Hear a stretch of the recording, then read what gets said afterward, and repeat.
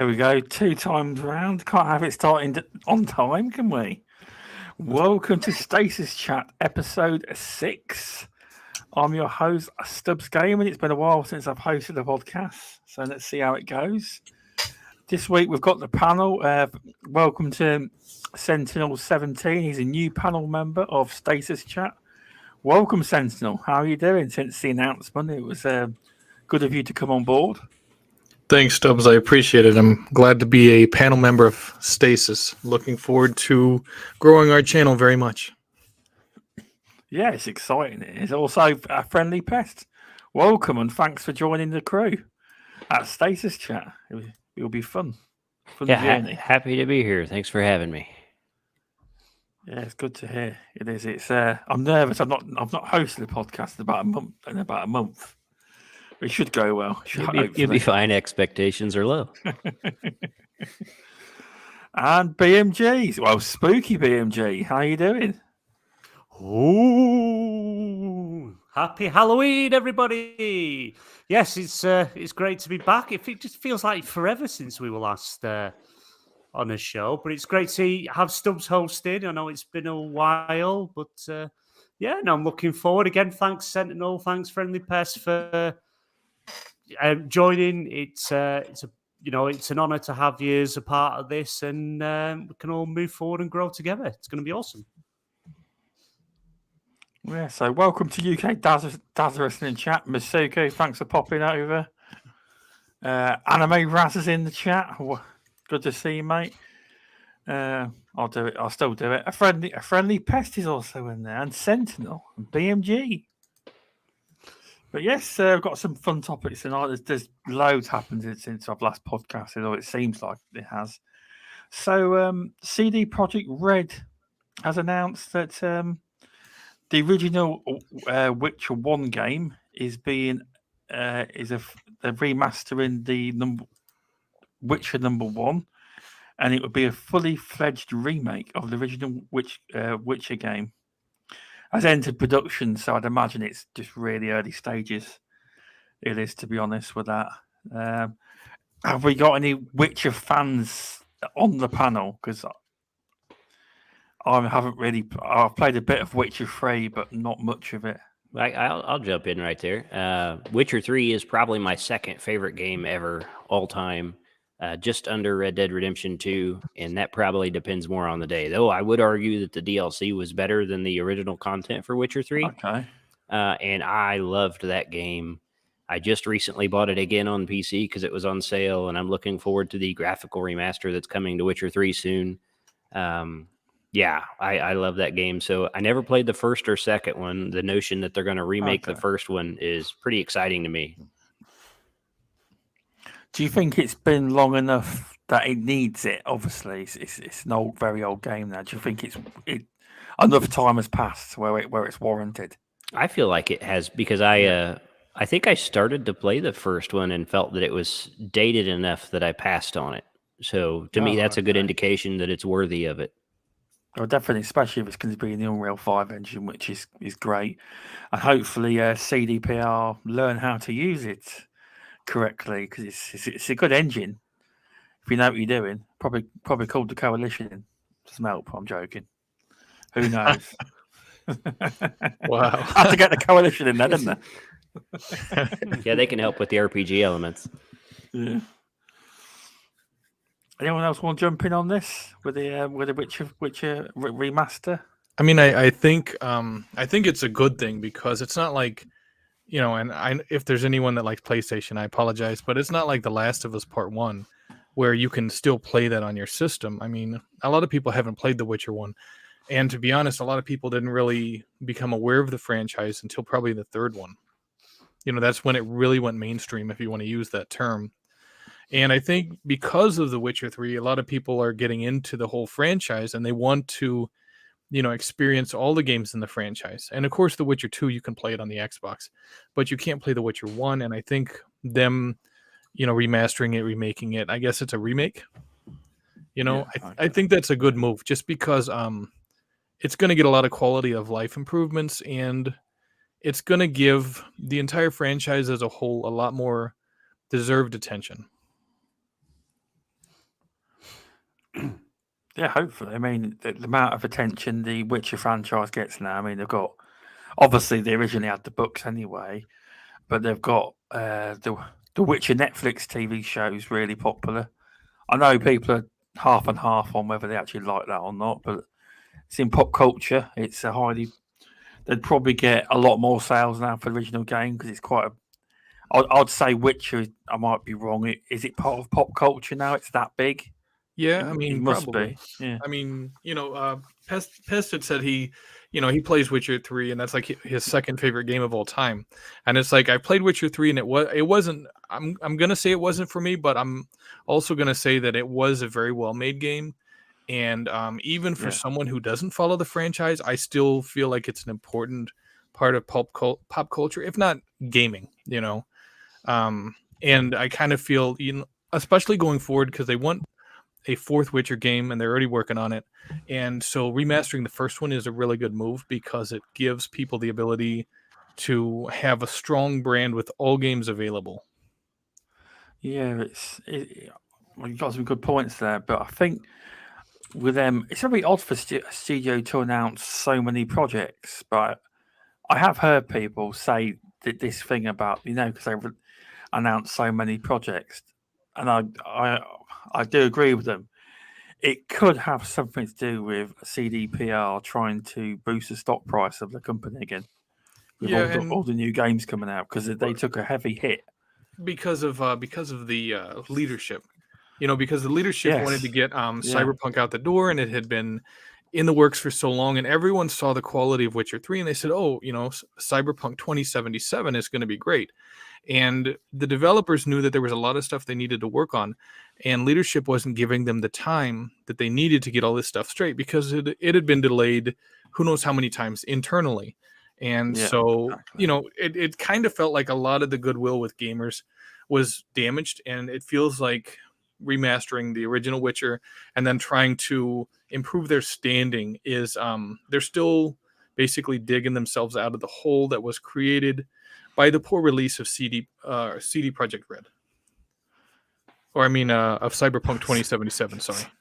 It's unfair. Right. It's unfair for people to judge them from one release, but the release of Cyberpunk was so big and everybody was looking forward to it, and you had Keanu Reeves attached, and it kind of felt like people's expectations just got hyped, to like the 11th level, and it's like the developers suffered, and they were kind of caught in the middle between gamers and between the bosses who wouldn't give them the time they needed. And so I'm happy that the studio is going to be able to kind of fix that and move in a more positive direction. Oh, definitely. It's definitely a good sign. BMG, you into the Witcher's TV series or the game, and are you looking forward to this remake, of The Witcher 1? Toss a coin to your Witcher, oh valley of plenty, oh valley of plenty. Oh, I love The Witcher. To be fair, I was introduced to the Witcher games through Witcher 3. I did find quite a lot of the coverage on it and how they went about it and reviews pulled me in. Absolutely loved it. I never finished the game, which is I got right towards the end, and for whatever reason, I never finished the game. And I've always wanted to go back because I played it via Game Pass, best subscription game service on the planet. And I ended up picking it up when it came out of Game Pass for $7.99 over in the UK, and that included both DLCs, extra stuff, and obviously the Game of the Year edition. I'm very looking forward to actually going back to playing the original Witcher because never played it. Never played Witcher 2. I think I own it because I think I picked it up on a sale on 360, but I never actually played it.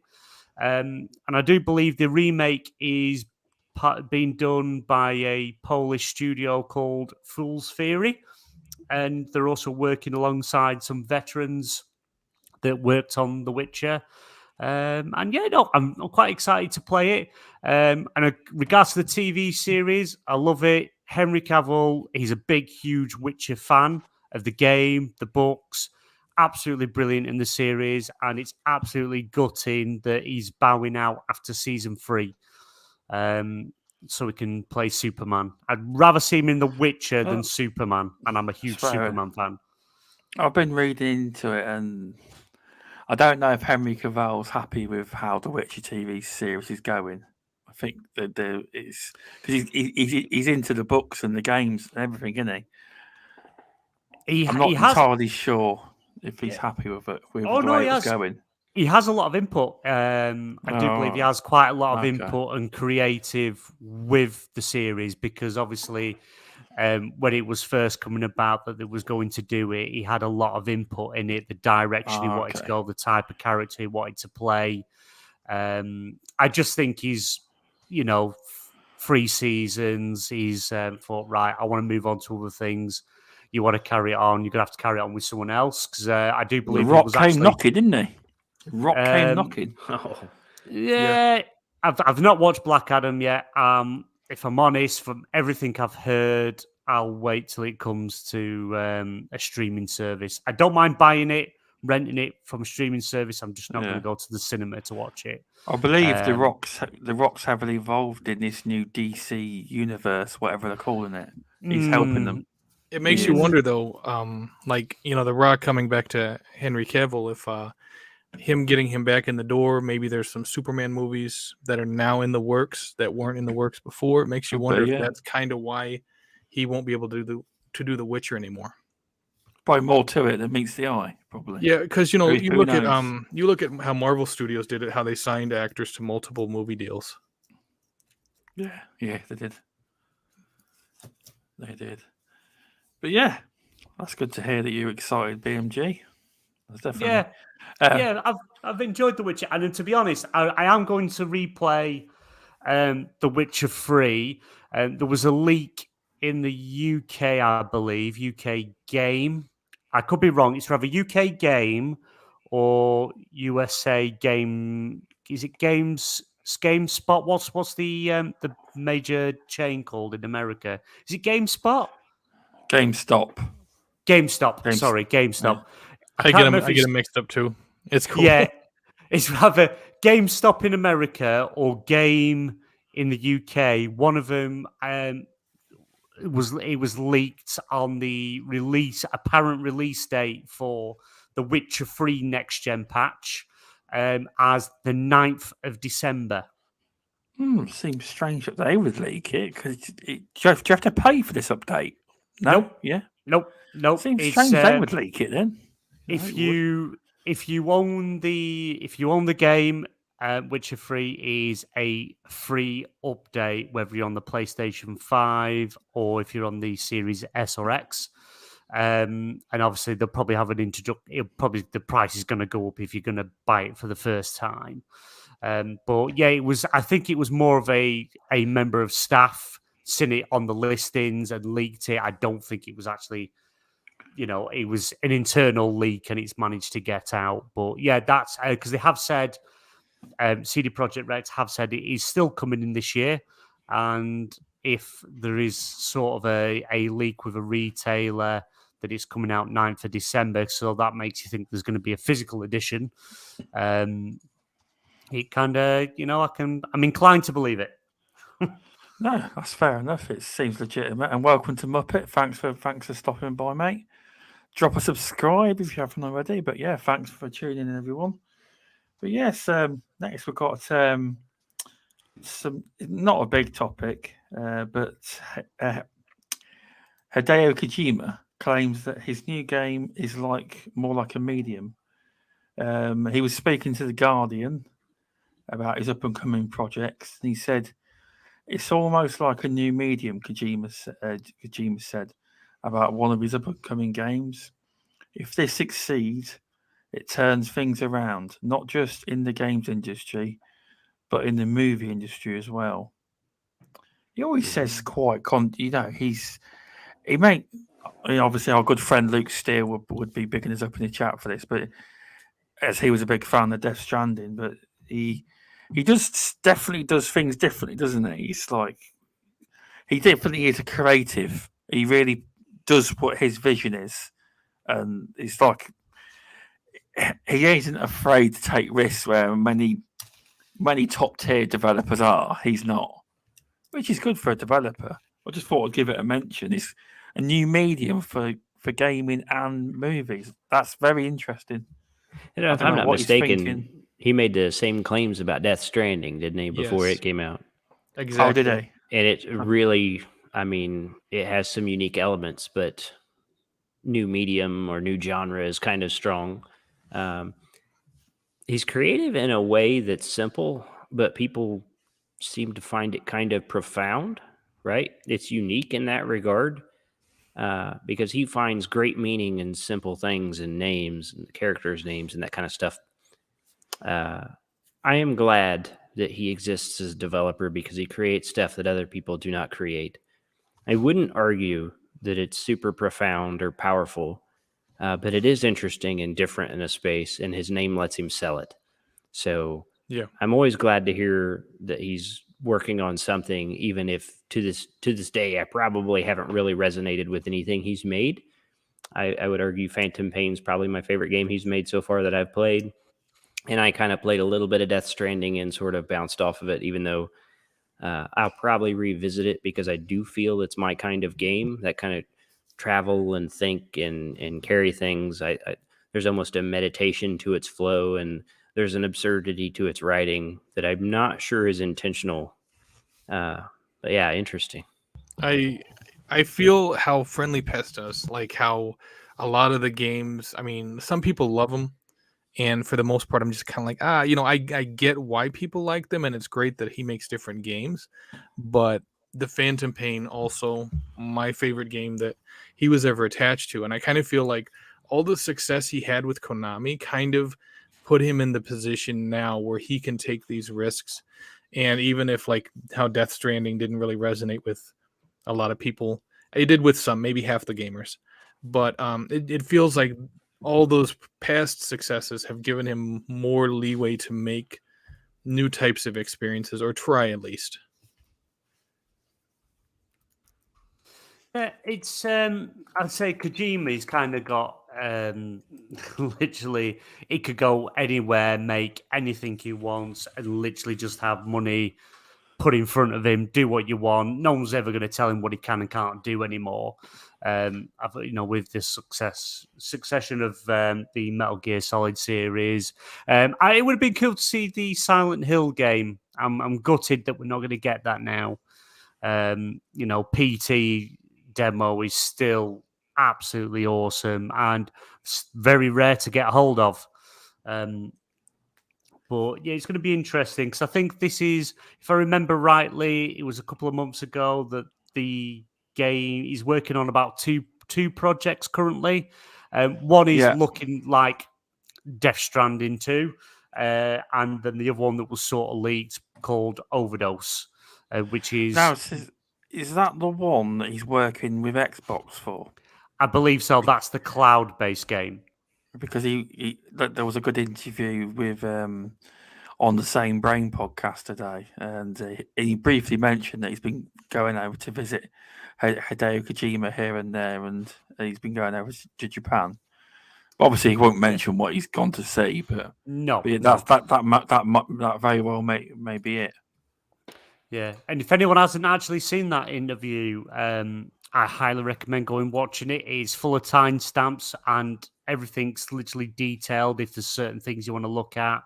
But he goes on about Game Pass, future of Xbox, and Call of Duty and things like that. You know, the acquisition with Activision. It's really good interview, and I highly recommend it.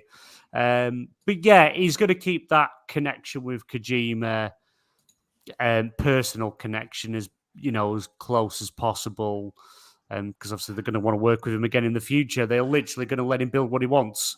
He can literally just come up with one of the crazy ideas that he's got in that brilliant mind of his, and anybody will let him make it. Death Stranding 2, it was, it's a no-brainer. Obviously PlayStation are going to let him do what he wants. But yeah. When he first said the new medium, I first thought that it was going to be another take on the game, The Medium by Blooper Team, because it was the first thing. It was like a new medium. I'm thinking it's going to be a new version of that, but no, it's actually again, because Death Stranding is its own new medium, isn't it? It's the Strand universe, a whole new thing. So, it's going to be interesting to what he's going to call the Cloud. Is it going to be the Cloud Strain or something like that? Oh yeah, yeah. It'll have some unique name, but yeah, it's interesting. I'm looking forward to it. If it's if that game is like a cloud, it's like a cloud-based game. That might cause it some issues in certain areas of the world with being more popular than others, I guess. Just because you have, especially in the United States, you have a lot of people who don't live in an area with good or dependable internet. And That's anything true. based in the cloud, it's going to make it difficult. Like I live in a city that has 500,000 people, and I have kids that are gamers, and regularly I pay for the most expensive that AT&T offers in my area, and regularly we still have issues that cause cloud gaming to like stutter with frame rates and stuff. So even in bigger cities, it's still going to be an issue, and then of course people in smaller areas, it's going to be even worse. I love how he says like 500,000 people's not a lot of people, but I suppose in America it isn't. I don't know. That's about 10 times what lives in my area. I live in the county with about a population of about 40 to 50,000 people. I live in a tiny place. Yeah, I mean, because you have you've got big cities around here where there's like millions of people. Oh, we have, yes. You have Chicago that has like I think 2 million people or something. And if I lived there, I could get great internet, 1 gigabyte per second.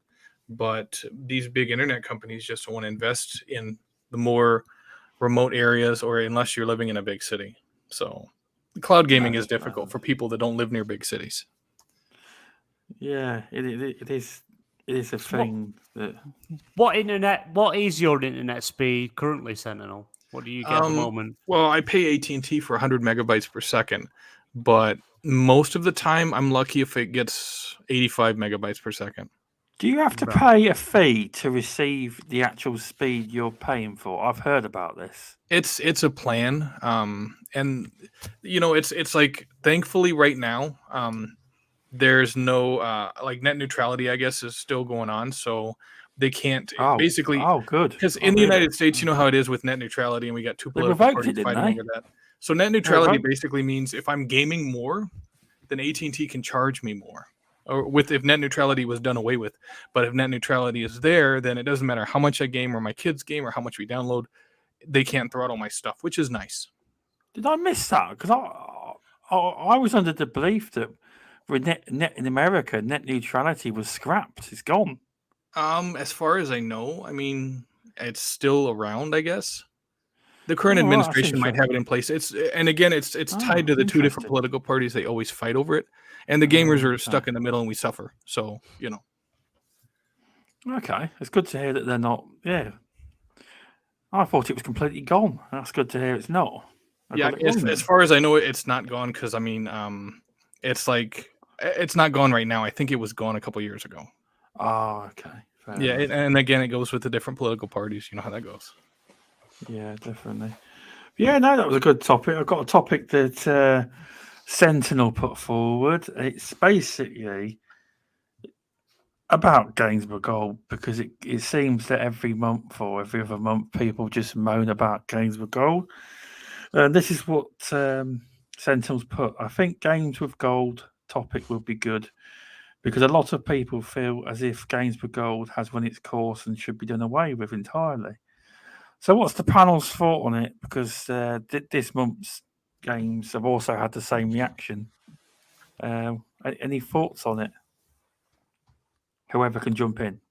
Go on, Sentinel. You kind of put it in. You go for it. Yeah, I mean, I guess I'm relatively new to the Xbox family. I bought my first Xbox ever in 2016, and pretty much from when I bought it, I got Xbox Live Gold, and then of course when Game Pass became available later, I got Game Pass Ultimate. And it kind of feels like back then Xbox Live Gold wasn't that bad. and they gave away some games that were pretty decent. And of course, after the Xbox 360, PS3 era, you kind of had to pay to play online games. And it's just a given. Everybody has to do it now, except for PC gamers. But it's just like if the Xbox Live Gold, if you're just, it's like, I think with Xbox Game Pass Ultimate, if that's your primary thing, they should just completely do away with it, and say, hey, you know what? In order to play online, you got to have Xbox Game Pass Ultimate, or you just have an online fee of like $3 a month or something, but do away with giving away free games, because to give away free games, they obviously have to give money to, who owns the licenses for those games. It's like, so don't give them away. Just, $3 to play online, or you can play Game Pass Ultimate, and most of us would just say, I just get Game Pass Ultimate, because I get, Starfield and Redfall and Forza Motorsport whenever it comes out, and I get to play online. I'll just take that one. Just makes the most sense, because right now it's like giving away these crappy games, because now they're crappy. I think most of the time they're crappy now. And you got PlayStation, and yeah, they charge a little bit more, but a lot of times it feels like the PlayStation Plus offerings are always better than the Xbox, games with gold offerings. And that kind of sucks, because you got people, they're buying into the whole Xbox thing, and they're new to the ecosystem, and maybe they can only afford to pay for gold so they can have online multiplayer. And then you got these crappy games that they're giving away, and it almost feels like it would be better off if they didn't give away anything at all, and they said, hey, you're just paying this fee just so you can pay online, rather than give away games that everyone says is crappy. Because if it's just $5 so you can play online, or $4 or whatever, if they gave us a discount, then everyone would be like, well, that's not too bad.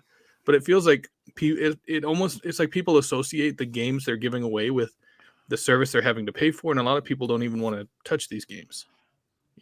Yeah, no, I get what you mean. I've just had a look. So in the UK, Xbox, now this is if you're paying monthly, which seems to be the thing people do nowadays. So it's £6.99 in the UK gold, or you can have the console, the console version of Game Pass for £1 more a month. Why don't you just drop? Why don't you just drop the Game Pass to $6.99 and do away with gold? They could do that. They could just drop. I mean, it's dropping at £1, but if they got rid of it and just said, "Well, it's all one service now for the console," although it's not ultimate, just dropped it down to £1, $6.99 or whatever, then people couldn't complain. Oh, it's gone up £1 a month. I can't afford it. Just put it down to $6.99 a month, and then you could effectively get rid of games with gold. Sorry, Xbox Live Gold, effectively. Yeah, I mean, it's that I think that sounds preferable. Of course, I'm not the one who's making the rules. I know Phil Spencer has to balance all this, but I think that's one area where it kind of feels like they're not as transparent as they could be. Phil Spencer needs to say, hey, you know what? We hear what you guys are saying about this or about that, and this is kind of what we're thinking about doing, and I would appreciate you guys' feedback. And I throw that out there because Xbox has developed a good reputation for actually listening to feedback.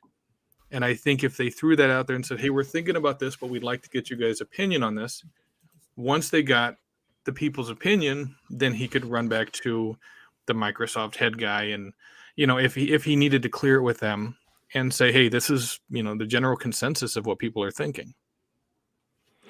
Yeah, I'd like to jump in. I think their history of responding well to feedback is exactly why they're not talking about it. Because it's not going to be a conversation they favor. And as Muppet just said, it makes a lot of money. It does. And honestly, we don't have the metrics to know how many people play the gold offerings, right? Well, they're not very interesting to me, or I think anyone else on this panel. There could be some people that find value in this, but ultimately the conversation quickly becomes, why are we paying to play our games online when you don't have to with PC? And there's so much parity between the two Xbox platforms, the PC and Xbox console. It seems a little unfair that console gamers pay to play their games online, and then when the games come to PC, sometimes they're cheaper too. So I think this is intentionally not a conversation they're having, and because we can't see the metrics, they're making enough money they don't want to talk about it. It's not worth the goodwill to trade for that cash. bringing Oh, that it's up about how PC gamers don't have to pay for it. It kind of seems like that's a line that Microsoft is hesitant to cross. Like how you said they don't want to have that conversation. That could be why, because then Xbox gamers will be like, well, PC is part of the Xbox ecosystem, so why are we paying for multiplayer and they're not? Exactly. because that's true, but PC gamers would never pay to play online, and that's why I'm struggling to think how PC Game Pass would ever do well. It it will. They say it's doing well, but as Sentinel said, Microsoft stats are very good, but they're very skewed. You don't know what you know what I mean. It's like a big corporation. It's hard to know what's right and wrong. But PC gamers generally, and a lot of it stems from the 90s. There was a lot of bad blood on because I think Gears 1 was on PC, and they went all in on gaming, and then they kind of there's a lot of bad blood there from a lot of the older gamers. There is, and Steam will always be king. But yeah, see, PlayStation didn't start charging until the PS4. It was free till then. Yeah. They started charging in the PS4 generation. They did because they said, "Oh well, look how well Xbox is doing charging." So they started charging in the end. Yeah, Because but that was one of their selling points of the PS3. Oh well, online's free. yeah, but a lot of the online was down. If you remember, they went through that it was, period where they got hacked or whatever, and they just took the whole PSN offline for a hell of a long time. It was like a running joke every week of how many days it had been since the PSN's down. It's but no, to be honest, like with games with gold, I think they are purposely making it look bad and bad games to try and push as many people as possible over to Game Pass. They're not going to lower the price of Game Pass to convert it because at the end of the day, they want to make more money out of it. As Phil Spencer has announced, it's now profitable. They are using the words profitable. The Game Pass is. Yeah, we can actually bring that into Yep. the conversation because that wasn't an Yep. article. If you want to mention it, That's it. Yep. So it's now a profitable. How much we don't know, as many people, as I've seen floating around. Oh, it's only about $1 profitable, which is like right, okay, whatever. Oh, for Whatever. God's sake, it's annoying. That Yeah, is. yeah. But he did make mention of he thinks it will stay at the 10 to 15% profitability for a very Yeah. long time. He You did know, say that. And it has been mentioned the great Game Pass growth has slowed down. Again, instead of forcing people to say, look, games with gold, Xbox Live is going, you have to have Game Pass. Instead of forcing them, you just make the offering as bad as possible so people just transfer over. Oh, it's an extra £1.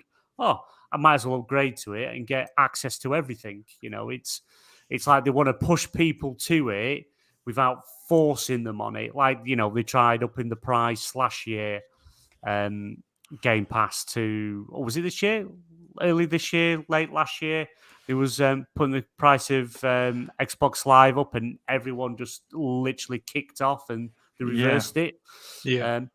Planned or not, who knows? But I think it was. oh planned. yeah. I think it was too quick of a response and turnaround. It's a mega corporation. It was weird though because you don't.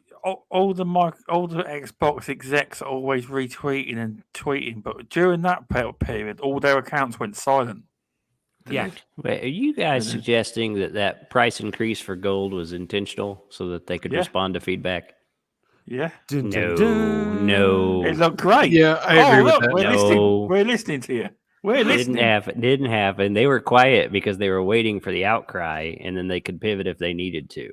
So maybe that was plan B, but I think they were hoping that the price increase would sail. Yeah. But it's Doug, I agree, games with gold should be gone, convert everyone onto Game Pass, but then again, there is still clearly that audience that don't want it. They just want games with gold to talk to the friends, and there are people that just play the games that they get free. And because if I remember rightly, with Xbox, you games with gold, even if you cancel your subscription, you still have access to them games for free. You don't lose access to them, I believe. So yeah, there I are tell you still. what. Sorry, go on. ahead. No. Go ahead. I'd say it's really a shame that both platforms have adopted this, because it keeps me from owning multiple platforms, because I don't want to pay an extra subscription every month. As I'm interested in trying some games from these platforms because they all have their exclusives, but I'm also not willing to take on another monthly fee to get the most out of the platform. It's a shame. I would love for it to go the other direction. I would like to be able to play the games without the cost, and then have these subscription additional services be the first tier entry. Yeah. I think we are going to see it. It's maybe by Q4 next year, games with gold will be gone. There will still be monthly games that would be games with gold would just be chucked into Game Pass. Free, everything, because I think, do I remember rightly, if you want to chat with your friends still online on Xbox, you need gold, or did they drop that? Or is that still a thing? It used to be a thing. You had to have gold to have party chat. I'll look it up real quick, as I don't know. The Yeah. free-to-play games are free. So they Yeah, finally but followed PlayStation on that one. Yeah, but the But party chat. But I still think that was connected to the Halo Infinite free-to-play. Oh yeah, of course. But you had to have gold at one point to use party chat, but I don't know if that's still a thing now or not. Okay, according to a March 25th, 2021 IGN article, you do not need Xbox Live Gold to use party chat. So they've dropped it. That's good. So that was quite a lot of people kicked off about that. They weren't happy. You had to be part of gold to talk in a party. But they wanted to get the subscribers up. They wanted to get more people into the service. But it's going to be something. It's going to go eventually. I just think they're trying to give everyone a reason to move to Game Pass without forcing them. Yes, you can just stay on gold. Yes, you could just have your games with gold. But the offering is so poor. You just come over here. It's better. There's more options, more choice, and it's costing you an extra £1 to have access to 400 plus games. It's going to happen eventually. They know it's bad. They're not stupid. They know, they can see the outcry. They can see people just constantly going, why is this so bad and PlayStation so good? Of course, PlayStation's going to be good. They're going to offer the better games because they don't want to be in a position where everyone just goes to the subscription service, because they don't want that. They want games bought a la carte. But on the PlayStation side, you cancel your subscription to PlayStation Plus, you lose access to all your games. You don't keep them, you lose them. Whereas Xbox let you keep them, whether you stay with the service or not. Which, is brilliant, but the games are crap. So, but yeah. I think it's going to go. We are going to be in just a pure subscription service eventually. I can see maybe 10, 15 years from now, it'll be just like Netflix. You do not buy the games a la carte anymore. It is just in a subscription. Everything's in a subscription. I kind of feel like we're going to see a lot of big moves from Xbox next year, just because, you got Forza, you got Starfield, and Redfall are all supposed to drop. Right now, they can't really do much because I know they have EA games and all this other shit, but they don't really have any first-party heavy hitters. And you can have people saying, oh, I love the indies on Game Pass all they want, but no one's going to subscribe to Game Pass for indie games. They're just not. No. It's going to be those heavy hitters that are worth $60 or $70 that are going to fall on Game Pass, that you're like, hey, you know what? You subscribe to this, you get it for free. So I think that's going to drive a lot of people to that. And so I feel like if they're going to increase prices or anything, any of that stuff, they're going to do it within 90 days of the first of those titles dropping, just because people will say, oh, it kind of sucks that this is happening or that is happening. But in only 90 days, we get Forza Motorsport, and it's going to look phenomenal. And then they'll do an advertising blitz and show all these different clips and gameplay and all this stuff. And it'll basically refocus everyone's attention from being angry about this to saying, "Oh, well, here's this upcoming game and it looks great." You know, that's just my kind of take on the whole situation. Yeah, in the interviews that Phil Spencer's been doing the rounds, he's made it clear, in case anybody is wondering, there will be no price change, no price increase, or anything this holiday, because the company believes, or however you want to look at it, they need to keep it low cost as possible, no changes, because times are hard, but cannot rule out price increases in different areas within Xbox in the future, which we know it's going to be Game Pass. Games are going to go up to £70, $70, and Game Pass is going to increase. That's, I don't think we'll see it in hardware. I don't think they'll increase hardware. That'll be one area they won't touch. It'll be on the software and subscription side. Right. We see an increase. But he also, in the interview that he did with Twin Brains, he did say that 2023 is going to be Xbox's year. He says there's so much coming that's yet to be announced to look forward to, and he's so excited about. So, yeah, a lot of that's going to be PR speak, but it's the first time they've really come out to say we're excited for what's coming in 2023. And they've also said we've seen the feedback and we've seen the comments. Yes, we know 2022, 2021 hasn't been good. The games haven't been there. And he's also even held his hands up saying, we can't blame it all on COVID. We can't. There are a number of factors involved, but it's not all COVID's fault. It's lining things up, production, things not going to plan. And but 2023 is really excited for. That's kind of the tagline with Xbox. Wait till next year. We'll see what happens. We will. How dare you? How dare you? I still don't think the big hitter for next year is Starfield. I still think it'll be delayed into 2024, that game. We should place a bet on that, Stubz. We should bet on that. Yes. I say it comes out next year. I'm not saying it's going to be in good state when it releases, but if it does release next year. It will be winter next year. It won't be what they're saying.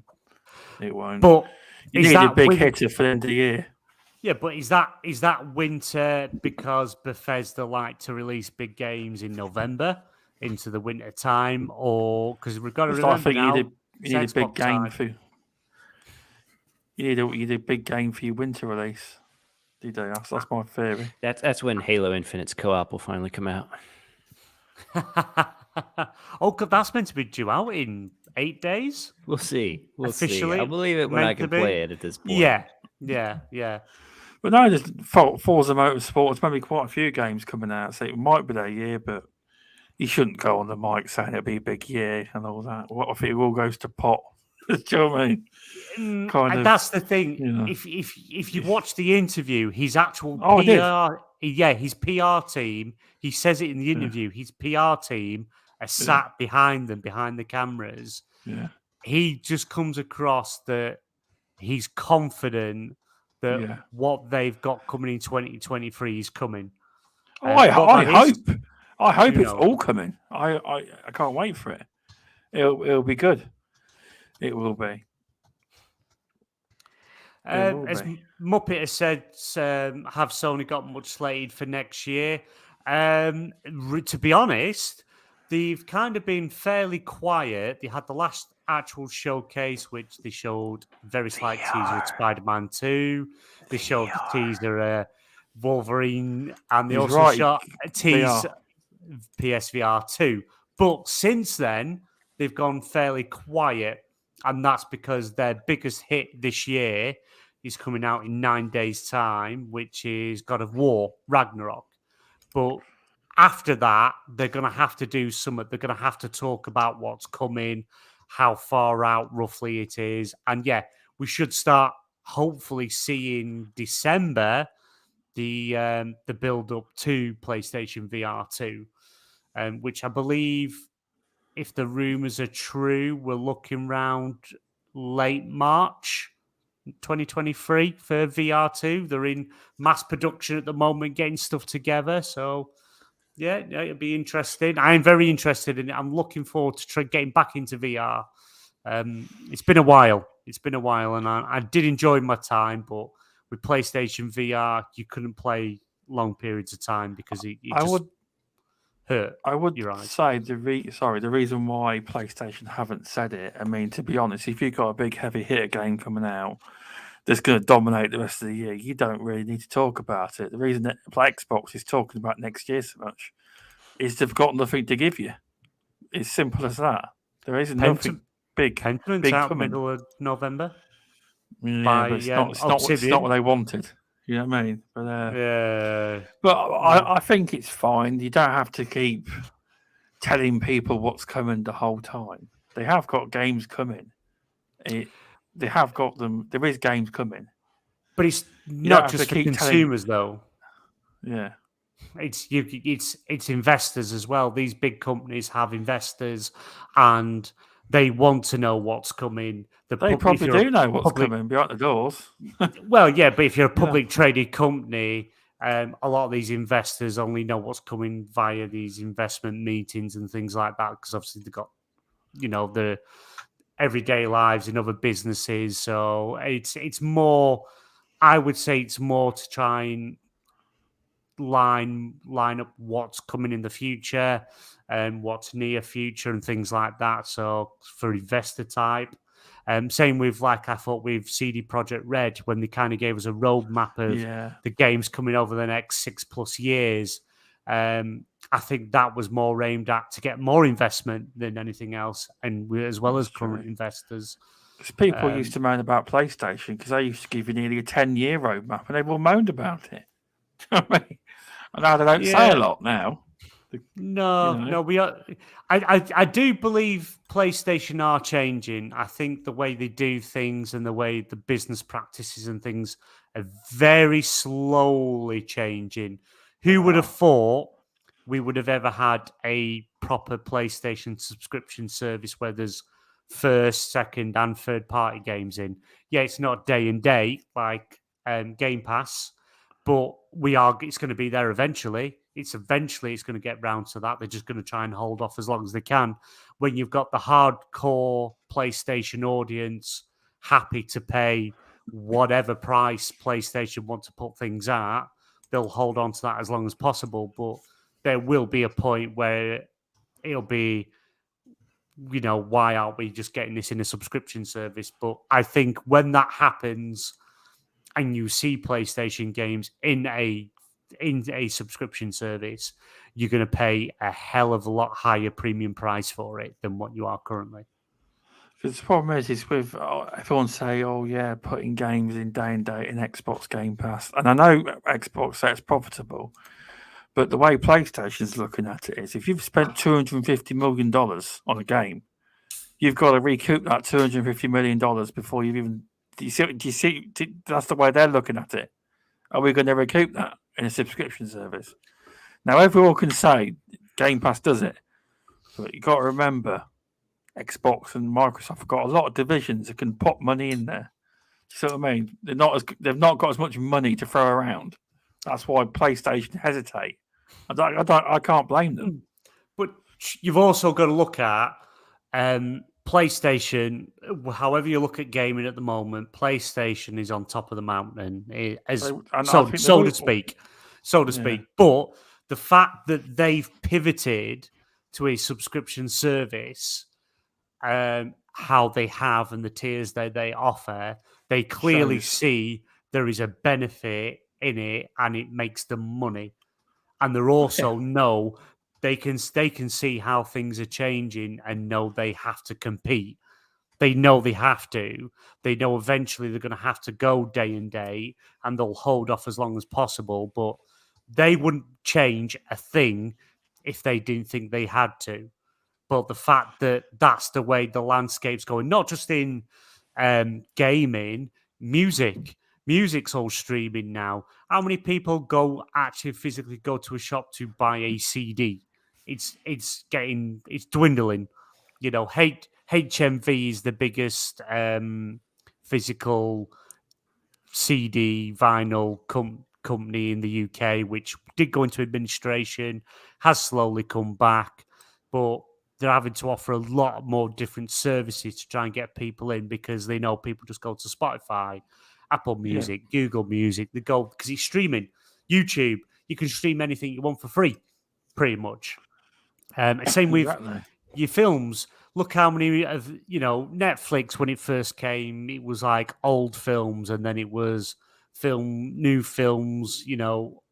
Netflix films by not so famous actors, and now you have top actors making all these films for Amazon, Disney, Netflix, Paramount, all going into these subscription services because everywhere seeing it.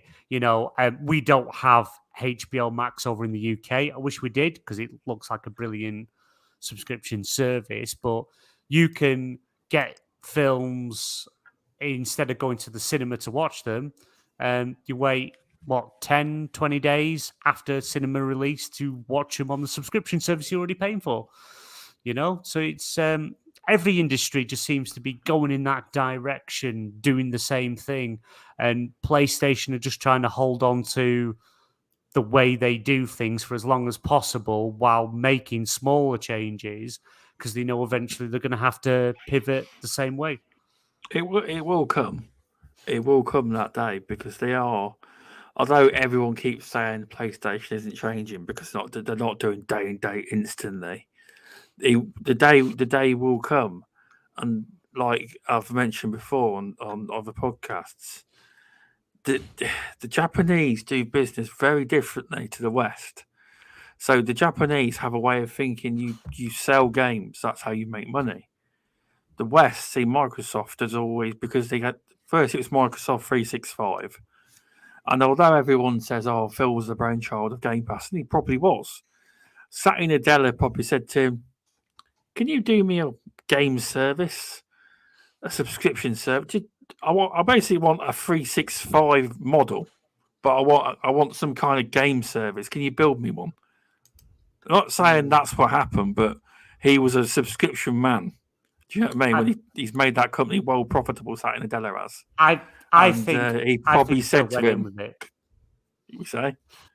Yeah, I think Phil Spencer knew the kind of CEO Nadella was, Yeah, and it as you suggested said, it. I liked his subscription services, and he's gone in and pitched it because Yeah, that's obviously probably how he got it.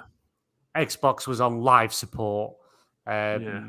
It was it was getting everything it had was dwindling, and people was being moved on to different things. And obviously, I completely agree. Phil Spencer saved Xbox, and I Yeah, don't think I Xbox can't would be argue with here you. if it wasn't for him. That's No, I what can't I argue with think. that. Yeah. But no, it's been a good. I mean, if you guys got any more thoughts, sorry, it's felt like a back and forth between me and B&J. I do apologise for that. Sorry about that. No, I got nothing. Sentinel? I got nothing.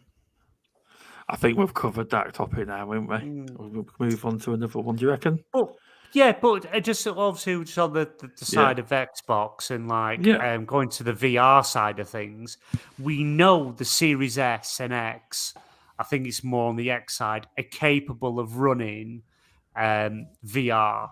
They've got this partnership now with Meta to have Xbox sort on their side.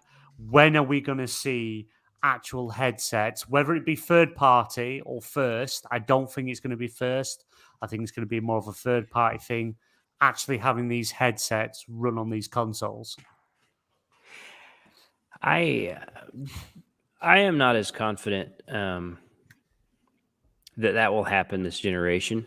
I think the partnership to be able to play your Xbox games via the cloud in a 3D environment, but on a flat screen in that 3D environment, that's pretty likely. I could see that happening, especially with Meta, some partnership there. I don't see native Xbox VR games this generation because I think the Series S is a bit weak for that. It could. It's possible that it could, but not games that are going to be anywhere comparable to what the PSVR 2 is going to showcase. So rather than come in second place, I expect they will do this half step to see how people react, and then Also watch and see how PSVR 2 does, and then possibly next generation go bigger with a VR option. Yeah. It almost feels like they're hesitant to bring something like that out themselves as a first party hardware because of the with what happened with the Kinect and the reaction from the Xbox One, maybe. Does anyone remember the augmented reality stuff that Phil Spencer was showing off at that Xbox show like years ago? You mean Smart- HoloLens? Yeah, HoloLens, the actually, yeah. augmented, like where they were doing stuff in Minecraft. You remember they had like a show where they were doing Yeah. that stuff? Yeah, that was the Conquer as well. HoloLens. Yeah, I kind of felt like they were going to do something with that at some point, and then it just kind of dropped off. They don't even talk about it anymore. I think because actually was it about $2,500 a headset. Wasn't very consumer friendly. Yeah, the That price. HoloLens was really never intended to be a consumer grade headset either. And the experience that they demonstrated using their cameras to show what you would see with the headset wasn't exactly what you would expect to see, right? So that entire presentation was kind of smoke and mirrors a little bit. The HoloLens 2 still exists, but it's used on a commercial level, kind of like the Meta Quest Pro is intended. But they have multiple times kind of dipped their toes and showed interest in VR without going big in it. Though there was an entire line of Windows mixed reality headsets, which were VR headsets that worked with PC. And I own one of them. I own a Samsung version of it. So I think they're waiting for that market to mature rather than jumping in too early. And I think Microsoft has had a timing issue through a lot of the company's history. They came out with the tablet too soon. I think the closest thing they've came to proper timing was their effort with Game Pass. I feel like the timing on that was pretty good, and they've managed to hit that mark and mature with it. And sometimes when you're the first or best to a position, you become the go-to or the standard, kind of like you mentioned Steam earlier. Nothing's going to rival Steam because it's just the go-to platform. It's established. It's in place. You could show up and do everything way better, and you're still not going to pull people to your platform. So I hope they don't wait too long, but I think they're getting to that point where they need to decide what they want to do. Stubz, are you able to do a poll in YouTube in the chat? No, I haven't a clue how to do that. I don't know how Green Pass Gaming do it either. Yeah, you have to be in. I don't think you can do it from StreamYard.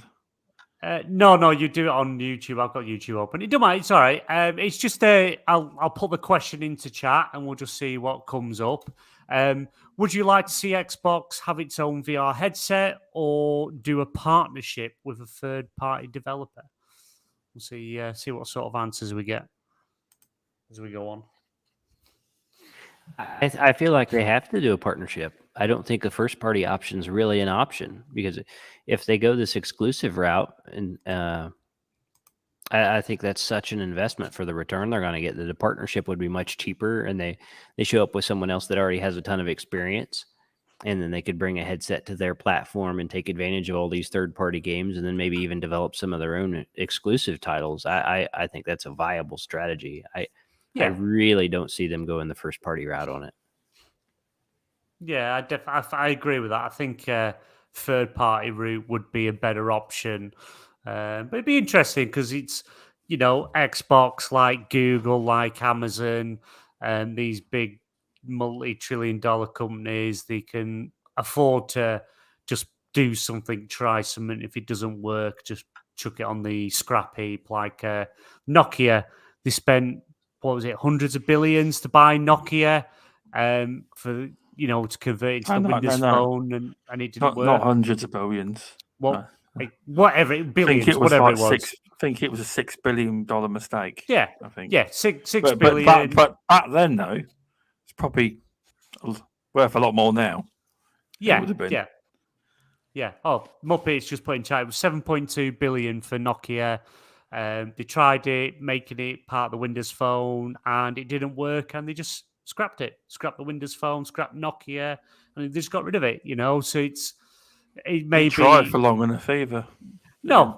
This is what I mean. It's these big giant companies that have these giant checkbooks behind them aren't afraid to try something, and if it doesn't work, just get rid of it. So that's why I kind of think, is there that possibility of an actual official first party headset? And maybe some studios working on games. It's the possibility there, but I think the third party route would be the better way to go. I would agree. The with the software third is party. such a challenge because the tracking has to be kind of smart, right? You can't just put one of these things together. The software is the biggest hurdle, the huge experience leap needed. And you're even seeing that with like ByteDance has released the Pico 4, and it's very impressive technically, but the software is just not quite as good as the Meta platform. If Xbox was to go that route, I mean, I would think they would need a partnership at least on the software side, even if they decided to make their own hardware. Yeah, UK Dazarus has put in the chat, shouldn't be an option in this day and age. Xbox should already be there. It's a difficult one though. It's a Yeah. difficult space to be in. It costs the investment, and as Pest says, with VR, the breakthroughs they make, and some of this stuff takes years. It's stuff that it is not easy to develop this stuff, and you've got to try and make, ain't that right, Pest? Headsets where people get less motion sickness, and it's really difficult, even with billions of dollars.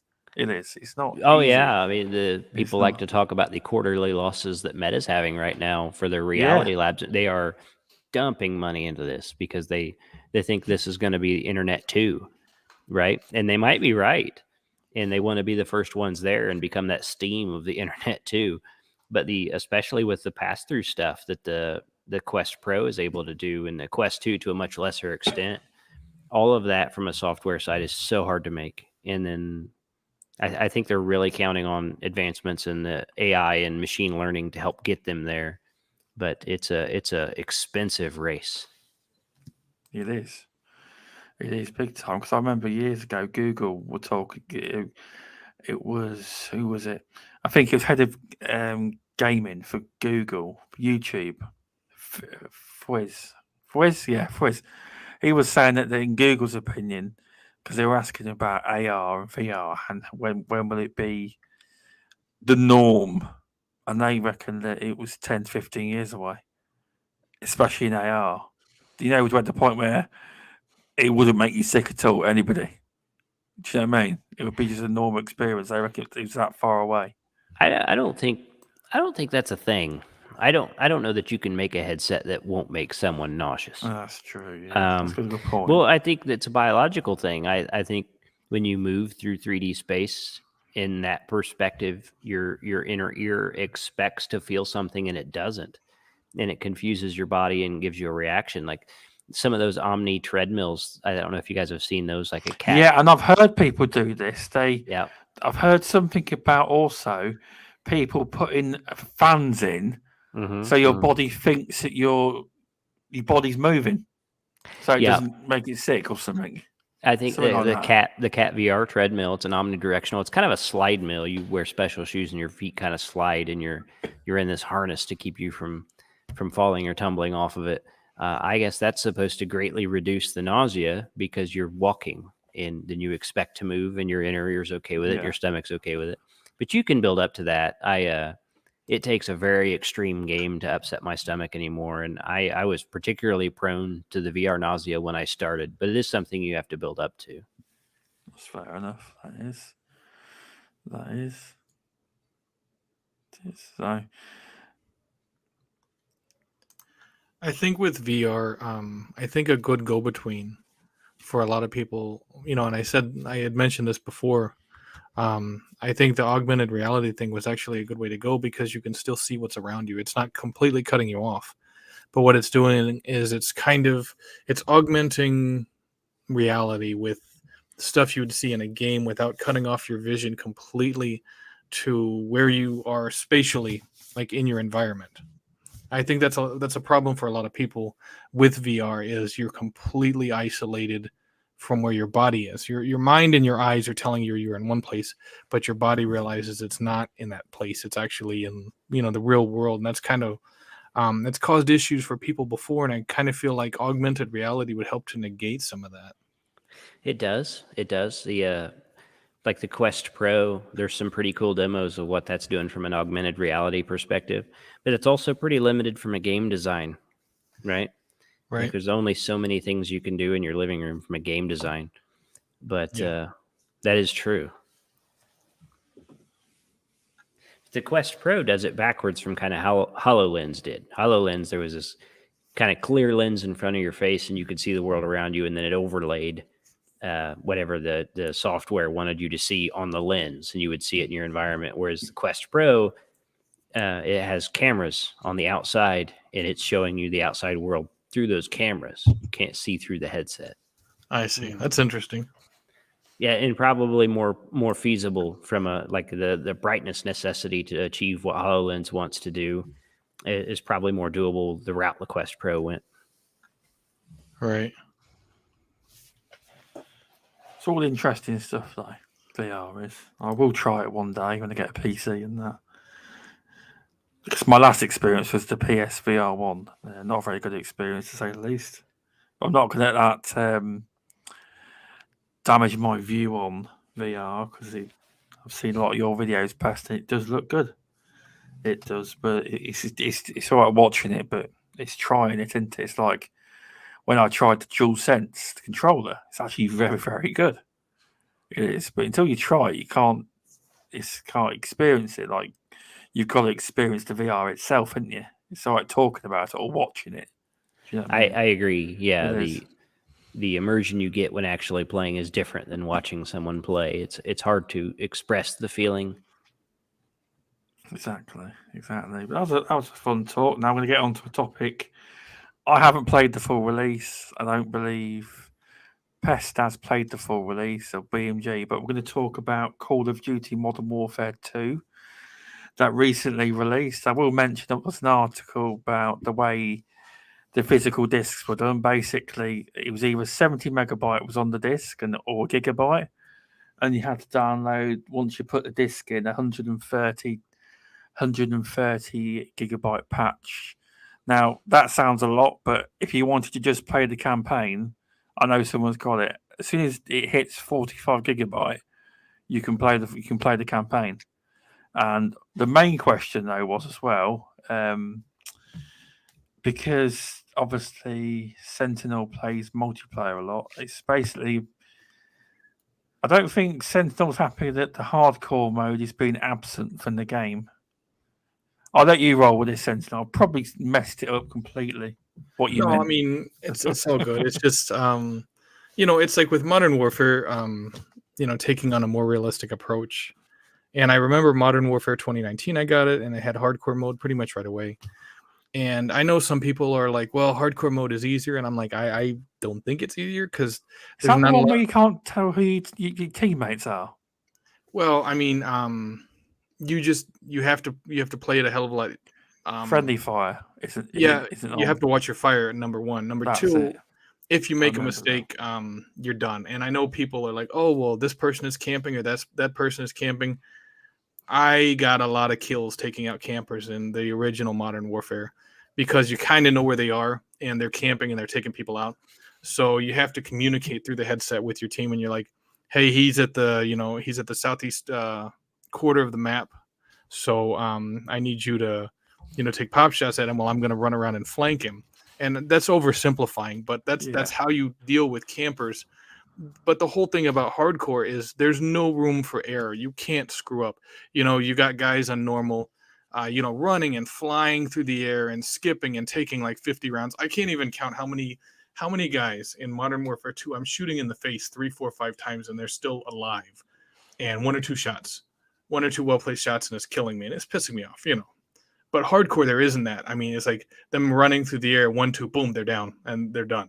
So there's a hell of a lot less room for stupid shit in hardcore mode.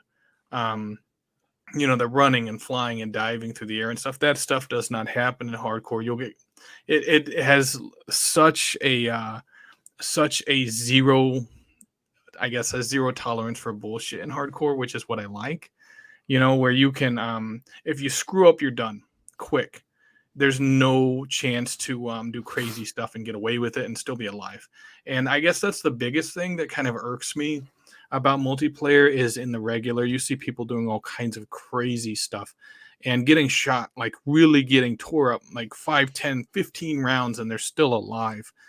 And hardcore is just a hell of a lot cooler because it's much more realistic, and I appreciate that it's more realistic than the arcadey feel of how multiplayer is right now, That's fair enough. That's it's quite a fast paced game though, Modern Warfare, isn't it? Yeah, and I mean you see a lot Cause of I, guys. cause I, You cause I see a lot played of the guys that'll beta. throw these YouTube videos together where they're getting tons of kills and all this stuff. You don't really see that in Modern Warfare right now. I think they have skill-based Okay. matchmaking, but I'm not sure. Does it actually work? Because over the years, many games have claimed it's skill-based matchmaking, and it usually fails and doesn't work properly. Yeah, Is it actually working properly? Sure, actually, I'm not sure. I've heard a lot of people saying that it has skill-based matchmaking, and that would kind of explain some of the stuff I've seen in there, But like the best way you can get these huge kill streaks is if you're camped out somewhere and you're getting cheap kills. Because I've seen people in the match get crazy kills, but they're camped out way in the back or something, and they have people protecting them. So I would see that that's the only way you can get kill streaks on skill-based matchmaking. And one of the coolest things about Call of Duty is all these crazy kill streak rewards, like the airstrike and all that stuff. I kind of feel like skill-based matchmaking. I don't know. I'm torn. It's like part of me says, "Hey, it's needed for balance," but the other part is like just let it be a free for all and just match whoever, because then it'll be crazy. Then it'll be a hell of a lot more fun, Yeah, I mean, it all depends. It's like it sounds good, but like sometimes if there's no player in your region at that skill level, do you know what I mean? Do you sit in lobbies waiting for a game? Not really. So, I mean, it's pretty fast. I mean, but if you're looking for someone at a skill level, I think skill-based matchmaking should only be used in like the ranked matches. That's fair. Now I know a lot of people buy Call of Duty for the multiplayer, and not a lot of people buy it for the campaign. I do want to say that I feel Activision is actually putting a lot of work into the campaign, trying to earn back its credibility, I guess. You hear this critique all the time with a lot of Ubisoft games that they're just not changing enough and that it's just the same thing over and over again, especially Far Cry. You hear that all the time with Far Cry, and I think people were saying that about Call of Duty, and that kind of feels like that's the biggest reason why they've changed it as much as they have, to give it kind of a more realistic feel to the campaign. Yeah, no, that's fair enough. I can't remember playing the Modern Warfare 2. I used to like it. I can't remember kill streaks, but Muppets just said, did it still have a kill streak where you can pull dogs out of thin air for no reason just to attack people? Yeah, I think I want to say like the dog thing. I remember one of the characters in Modern Warfare 2019 could do that, but that was like their execution move or whatever, if they snuck up on you. Yeah. I haven't seen the dogs in Modern Warfare 2 yet. I have seen a couple people do the kill animations because they sneak up on people, and it's like, whatever. That's kind of, I prefer the Battlefield one where you just kind of sneak up on them and stab them and take their dog tags. I prefer that over this super fancy Hollywood kill animation that's just, it's completely ridiculous. Yeah. I played the beta. I gave it about 2 games and didn't give it long enough. It's too quick for me. As Muppet knows, when I play, I don't play Gears often, but it's a slower game. And when I play Destiny 2, I don't play I don't play against people. I don't play PvP. I play like I've played with Muppet, with BMG. It's PvE. You're against AI, basically, the computer. Yeah. So it wouldn't feel the same anyway. Service FPS game on the planet. Very true. Very true. Yeah, the biggest problem with a lot of these PvPs like Call of Duty, especially Call of Duty, is you have people that are probably drinking like 5, 6, 7 cups of coffee in between each round, and they're noticeably super fast, and they have those insane reflexes. And it's not natural reflexes, because most of us that aren't chugging like 3, 4 Red Bulls in between rounds, we're not we don't have those reflexes. Like, we have normal reflexes, and you got a lot of guys that are thinking they're an up and coming Call of Duty pro and all that shit. And you got different games, like you mentioned Destiny. It's much more of a it's a slower, less intense experience. And I think I personally like the slower experience, just because you don't have to be constantly on edge with those faster ones. And I do like Modern Warfare 2. I like the multiplayer, but if Battlefield 2042 had been solid at launch, and if it was more like Battlefield 4, I probably would have been playing that instead of Modern Warfare 2. That's just how I am. I prefer Battlefield because it's a slower, PvP experience. Yeah, that's cool.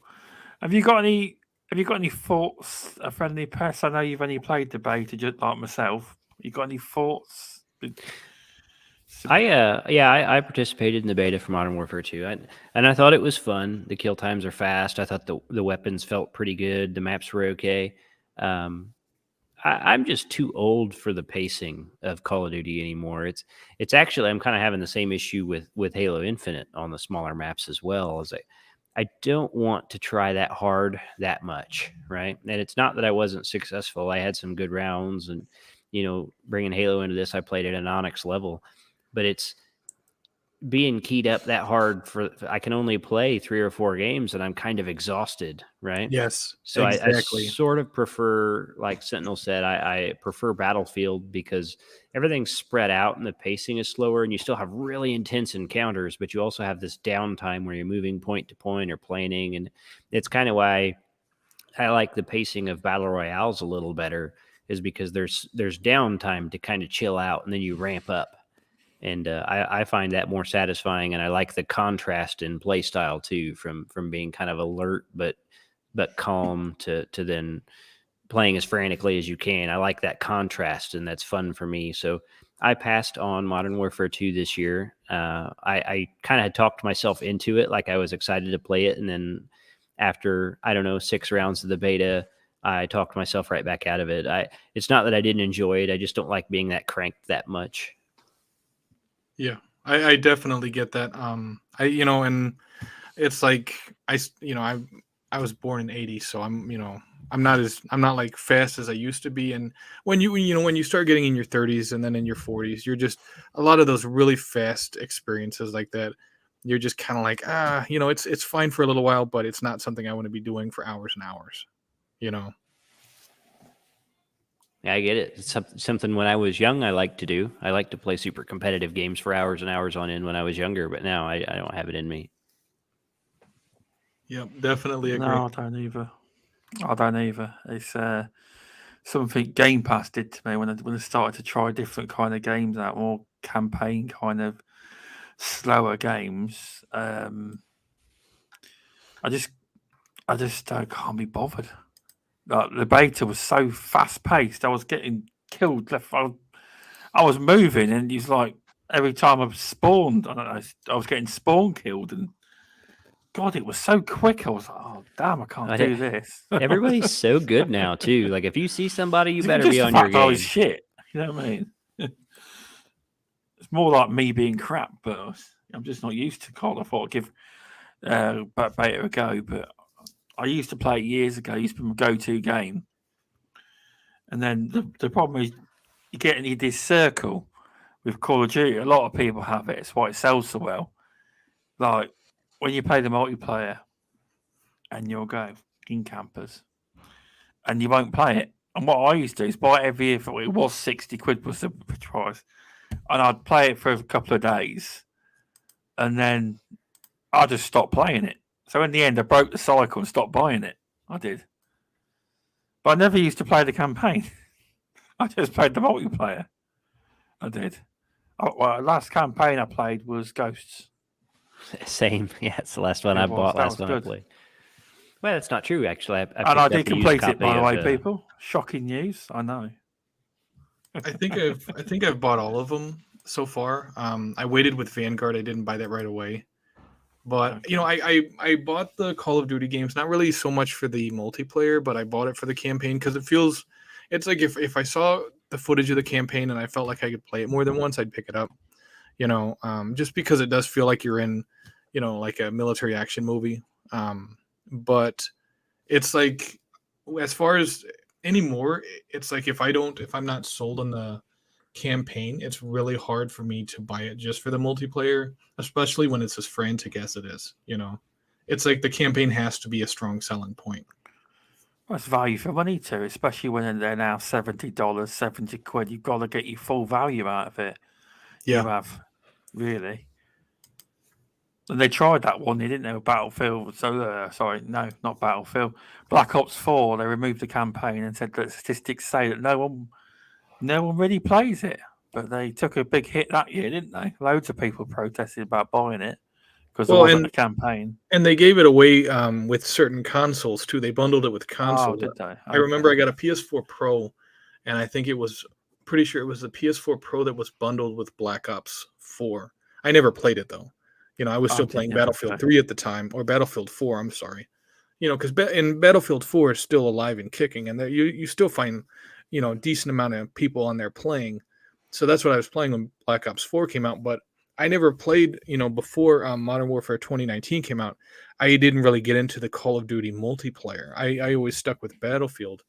But, you know, when Modern Warfare 2019 came out, I think the same year or the year before, Battlefield V came out, and I did not like the multiplayer at all.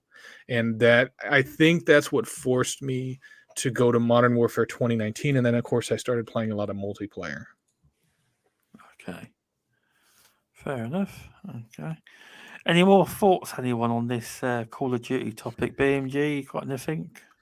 To be honest, I've not played. The last Call of Duty I played was Black Ops 2, and that was good. I was very good. I was very good at Black Ops. I was very good at Call of Duty. I was quite on point, really good. But I'm at that age now where generally it's all about Destiny. Well, no, just Destiny. Destiny's, you know, the best live service FPS game on the planet.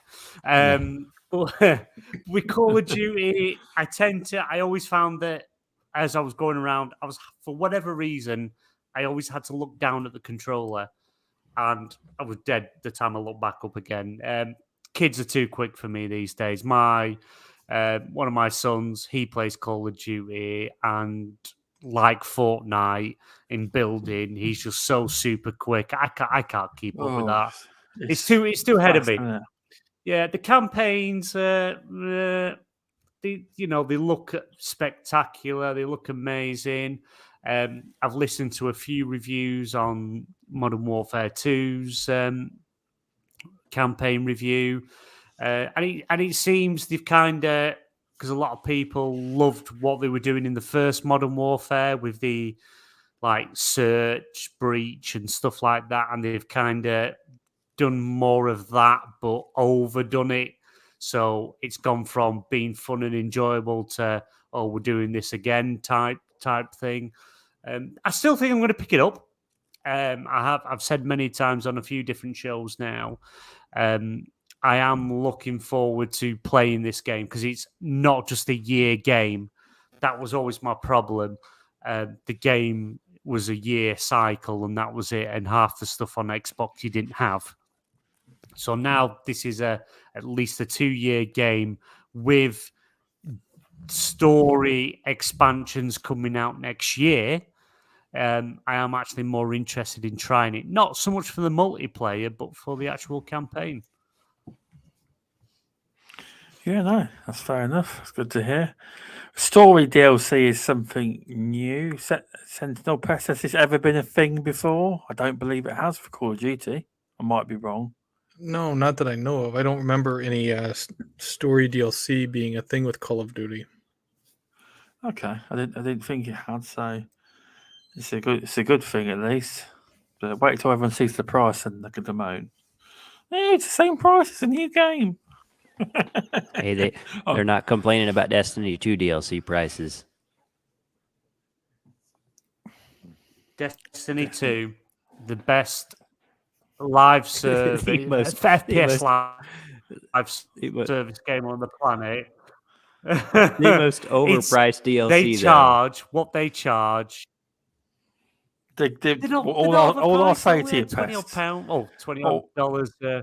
All I'll say to you is the amount of value and missions you've got to play in that game for each DLC is quite high. Oh yeah, I agree entirely. It's great walking around on the moon again for the 100th time to ground the same patrols for the story beats that are not very interesting. New stuff. Witch Queen's good on playing that at the minute. It's away. So much away from that. Yeah, there's so much what there is now, what they've brought out now, and what they're offering. There's so much to do. It's impossible not to have something to do. Well, I'll tell you what. I'll give it a fair shake when I get there. I recently bought the Legacy pack, so I've got all the old DLCs, and then I bought Witch Queen as well. And right now, I've been giving it a fair shake. I've played it 2 weeks in a row. I'm working my way through some kind of silly pyramid-based campaign with really bad cutscenes and really uninteresting characters, but I'm hoping it gets better. We need to play. It came up. £46 it came up for. That seems very expensive, doesn't it, BMG? It does. CD keys, which works in any country.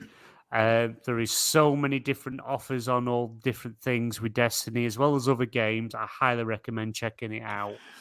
Muppet was playing with me the other day in BMG, and for some reason... Whoa.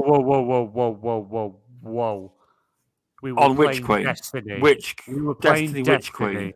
Yeah, let's clear that up.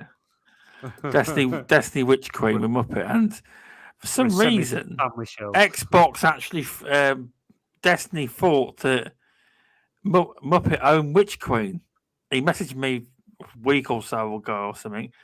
Yeah, he says, "Yeah, they've realised I don't own it now. I can't access Witch Queen." Because he's playing it, he was playing Witch Queen with us, and we couldn't work out how he's playing it. He could play everything on it, he said. So it was strange, that one, whether it's a bug or whether because he was playing with us and in our party, I don't know. But it's not working now, he said. Yeah, I think with the Witch Queen, you got so much access to, and then you had to like, right, you've had enough, you've got to pay for it now. But you know, the content that's there, the stuff that's there. If you do like more of the PvE element and working as a group, it's absolutely bob on. It's more of a game to play with people, and it's enjoyable. You can have a laugh. You can get lost in it for hours. I've not been playing lately because I'm trying to get through Horizon Forbidden West before God of War Ragnarok lands.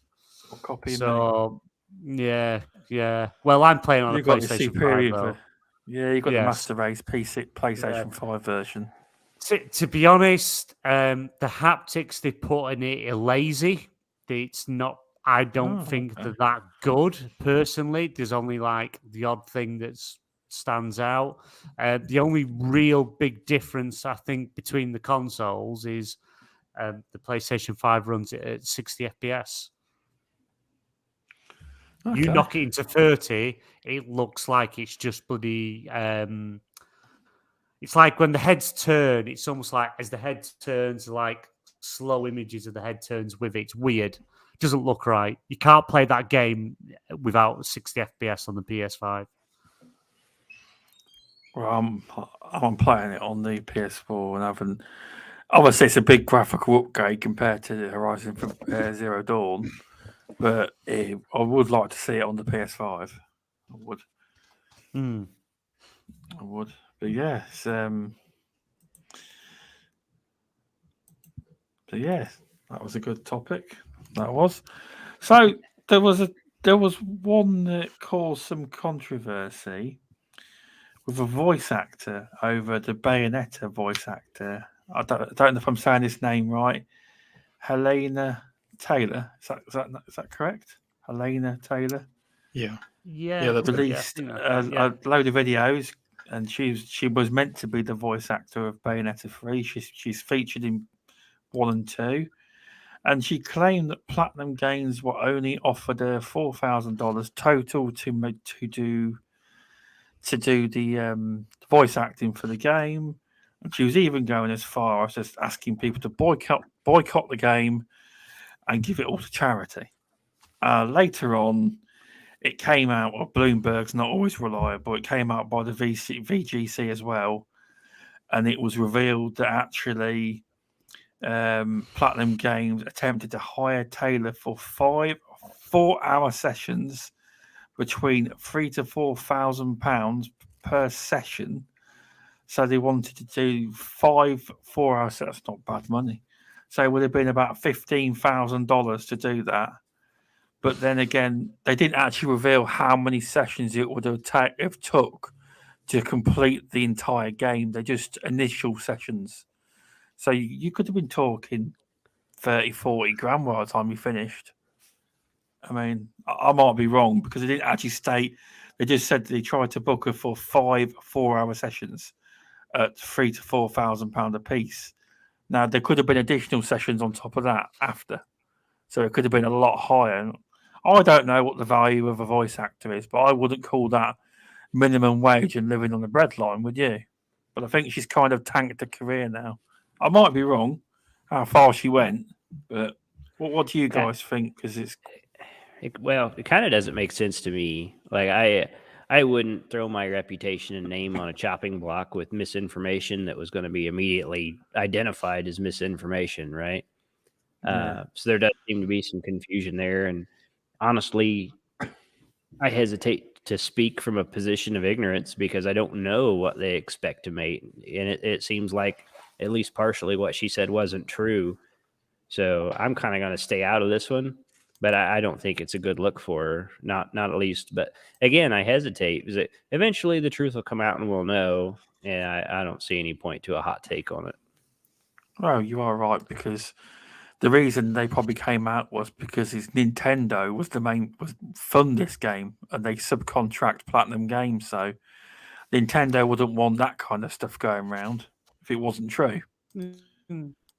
That I find that's the biggest issue, that she actually came out on social media knowing how many followers she's got, and people know that she's the voice of Bayonetta, that she purposely came out to lie. That's the biggest problem. If she came out and said they offered me 15,000 and I think it's a slap in the face, then she later came out and least confirmed it was 15 grand though. Sorry. Oh, she did. She did. Changed the story. She came out. Yeah, she came out after. Obviously, she came out and said and made a whole statement telling everyone to boycott the game, how bad the company was, that they only offered her 4,000 to do Bayonetta 3. And it turns out that she was offered like 15,000 per session. It wasn't 15,000 total, or 4,000 total. It was 50. It was 3 or 4 grand per session, and she was offered 5 sessions. Yeah, 4 to 5. Yeah, and again, I'm not in that industry. I don't know what value in that industry a voice actor has. I don't know. I'm not even going to try and guess because I don't know. So whether that's a high amount or low amount, I don't know. The problem is she purposely came out, slandered the company, lied about the amount, and told people to boycott the game. That people, hardworking developers and programmers and all the different departments have sacrificed their time to put into this game, because she lied. I think that's the bigger issue, that she lied about it and thought, oh, well, now they're actually going to come out and say, I'm lying, I'm going to tell the truth. It's wrong. It's what she did was wrong. I'm not saying what she was actually offered was good or bad, but she could have come out and said that. Instead, she decided to lie about it and try and convince people to boycott the game because she was offered next to nothing, which was a lie. And she's now pretty much blacklisted herself. No one's going to hire her. Who's going to want her as a voice actor now, thinking that she's just going to come out and make up an amount that she was offered to cause controversy. If she wanted to make a statement, there's different ways she could have gone about it. She could have raised awareness in different ways, but what she did was, I believe, is wrong, and I don't agree with it. And now she's not going to be able to get work probably again in the voice acting game industry. It's her own doing. It's her own fault, and she deserves whatever she gets. I kind of feel like, I wonder, because it's not like she held anything back. I mean, she pretty much went completely scorched earth as far as Platinum Games, it goes. I mean, she held nothing back, and she was saying all kinds of crazy stuff. And it's like she had to know that just by coming out saying anything about it, that she was going to completely destroy any professional relationship she had with Platinum Games. Whether it was mildly negative or significantly negative, it was going to basically be where they were telling her, hey, don't come back. But she went and completely, misrepresented a lot of facts and stuff. And at first people sided with her, because they were like, well, that's not fair, Platinum Games, if that's all they were going to offer her. But then it came out, not through her, but it came out through other sources, that she was lying about it. And you kind of have to wonder, because so many people are trying to be made as voice actors, so many people are trying to get into the industry, and she had her foot in the door. And it's like, what made her want to destroy all that? It just makes no sense. Yeah, and that's kind of my point. Is it doesn't make sense for one, but also isn't I'm going to say this name wrong. It's like Hideo Kojima. Isn't he still like the director of Platinum Games? And he's himself has managed to. He hasn't demonstrated great character, in my opinion, on social media, and anybody criticizing him immediately blocked. He's a vile. Deleted this. Vile. Yeah, and he's the director of Platinum Games, so that's why I hesitate to have too strong of an opinion. Is it doesn't make sense for her to stick her neck out when, if the facts are not on her side, she's going to get buried. And clearly, she did try to bend the information, but that's kind of why I'm staying out of it. I don't know. I'm definitely not going to go scorched earth on her because I don't know, and not a huge fan of speculation anyway. Sorry, go on. Sorry, go ahead, Stubz. No, you go ahead, mate. Well, I was gonna say that she had all these fans that were following her because of the specific role. How many voice actors have you seen that didn't really care as much about the paycheck as they did about just reprising the role for the fans? So it's almost like she kind of used the favor that her fans had for her. It's like she misused that, almost. I don't want to say abuse, but it's kind of like abusing her fans, support of her to further an agenda she had or whatever. And it feels wrong of her to use all the goodwill that fans had for her to get back at Platinum Games for whatever reason. And it may not be anything with Bayonetta. It could be something completely different. Like she would have originally agreed to this Bayonetta role, but she wanted the lead female or the lead voice role in another game they were doing, but she doesn't want to say that because then it makes her look bad. So she lies and says, oh, it's really about Bayonetta, but it really wasn't. I mean, it kind of feels like it feels like she was like she has something to hide, and like she was being very negative with her fans just because she didn't respect them. That's what it feels like. Like she was abusing their trust. Yeah, you've got that fan base, you've got that following, and you use that to try and turn them against a company because you think there should be change made. She just went the wrong way about it. Her intentions are probably she wants to make change in the industry and better for her what the profession that she does, and I understand that. But the way she went about it was wrong, and it's going to be, it's a hard learning curve, and hopefully there is going to be some sort of redemption for her, and she's going to be able to do something. But I think she's going to really struggle getting anything again in this industry, if I'm honest. Someone had said something about her having her having a career outside of voice acting, like with, I don't know if she's in television or she does stage work or something like that. I mean, if that's the case and she has that career, it almost feels like she just wanted to be completely done with voice acting in video games unless they were going to pay her, a much higher amount than they'd done previously. So it almost felt like she didn't care. Yeah, I suppose, like you say, you look at the likes of Troy Baker and Nolan North, and they get paid probably stupid amounts of money for what they do because of the roles they've been in and the things they can do. What they get paid, is it equal to what anyone else gets paid? Probably not. They probably get paid a hell of a lot more. Maybe there should be more equality in it. Maybe there should be something there to make sure everyone gets some form of equal pay to an extent, depending on the project you're working on. But to come out and lie and deceive fans and people in the industry to think and act differently, and I just don't agree with how she's done it. I really don't, and I can't. Whatever her reasoning, you haven't given anyone the facts. You've lied and bent the truth to try and get what you want, and it's well and truly backfired. It's a shame. Yeah, it seems definitely has, but I'll have to wait and see what happens. But Are you there, Stubz?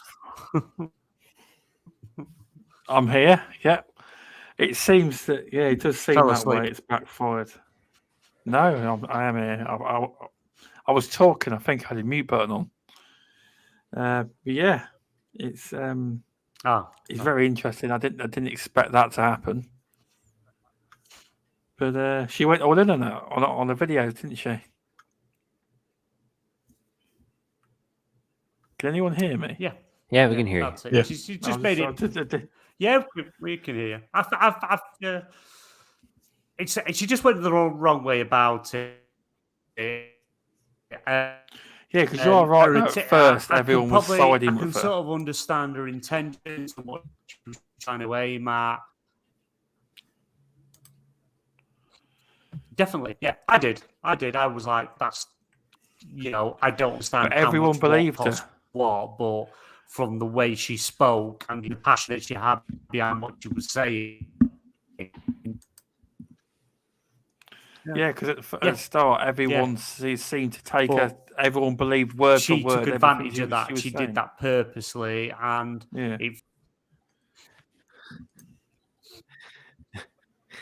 No, is it just me, or is BMG and Stubz like out of sync with each other? So, here? One of you guys something's going on reset your here. internet. Replaced I can't remember her name off the top of my I head. think it's BMG. I think BMG's the one. He's out of sync with the rest of the podcast here. Oh, that's why I'm struggling to speak to BMG. Yeah, you guys are having a heck of a time here. I don't even know what he's saying. You might disconnect and come back. Yeah. I'm not. I think that let me drop out and I'll drop back in. I think it is me. I think I'm out. And then it's a disconnect and reconnect if you agree with me about Destiny 2. And we'll move on. Let me drop out. I'm clicking the button. See, I think he agrees with me. What else you got, Stubz? Anything else? I think we beat that horse. I've gone. We could talk about Callisto Protocol getting canceled in Japan. That's a good one. Yes, I'll get the article up. Hang on. I had it up. Just find it. Callisto Protocol. Typical. I've lost them. Where are we? Sentinel, you sound like you're already pretty well versed in that topic. Why was Callisto Protocol canceled in Japan? Because The subject material in question involves violence and gore, not titties. Well, I for That's a one, good agree way of with putting them. it. That's it. That's exactly why. If it was some chick running around completely naked during the whole game, it wouldn't be banned in Japan, but it would be banned in the United States, or they'd put clothes on her. They've But got a Japan- point. They've got a point. They've Yeah. really got a point on this one. But Japan's Well, like, oh, it's too violent. But if she was completely naked, nope, that's fine. It's like, wow, are you serious? All I heard was titties when I dropped back in. What the hell Welcome did I miss? Wow. Oh no! What did I miss? I've got to hear that playback later on about me and you try and talk to each other. Oh, yeah. it was a mess. He was we Sentinel went was summing insane. up. He was summing up why probably say it again for him, Sentinel. He was summing up why Callisto Protocol's banned in Japan. Is quite funny. Yeah. Is Because it has too much violence and not enough titties in it. That's why. is that normal? Is Yeah. this a regular thing, or is this an exception? Yeah, Japan's really strict, Yeah. but not bothered if schoolgirls have got the tops off and all sorts in video games. They're not bothered. You guys keep But changing the subject violence- here. We're talking but- about Callisto Protocol. You But guys violence. well, I mean, they're but very we haven't strict seen on- we haven't seen everything in Callisto Protocol yet. You know, and what we have seen though, it's pretty violent. So there could be some crazy violent stuff in there. You know, So and let's- different countries will have different things that where they'll ban stuff, like Australia or Germany. You know, they'll have different. Yeah, Germany. Basically, you don't anything cross to the do with line. Germany. Anything to do with World War II and Nazis is gone, mate. They're really strict on that. They are. Yeah, so they Germany. might have. Can see why though. You know, they might have something that once it crosses that line, they're like, nope, we're not doing this unless you change it. And of course, the Callisto Protocol devs are kind of like, well, you know, if we change it, it takes away from the vision, or it takes away from the feeling or the horror that you're supposed to feel. And Japan's like, nope, we're just going to kick it. Then we're not going to have it in our country. And people will probably, you know, buy copies from outside Japan and just have them flown into Japan or whatever. You know, that's how I've they'll just get got their the games. I'm sure they're already doing that with different games that are banned in Japan anyway. Here you go. I'm just on the article. Games censored for nudity and violence in Japan include The Last of Us, Cyberpunk, Uncharted 1, The Witcher 3, GTA 5, and many more, including Resident Evil as well. I'm surprised about some of those, but I am. yeah. So, like some of those games you listed, I'm not surprised at all that Callisto Protocol's also on that list. So let me ask you guys.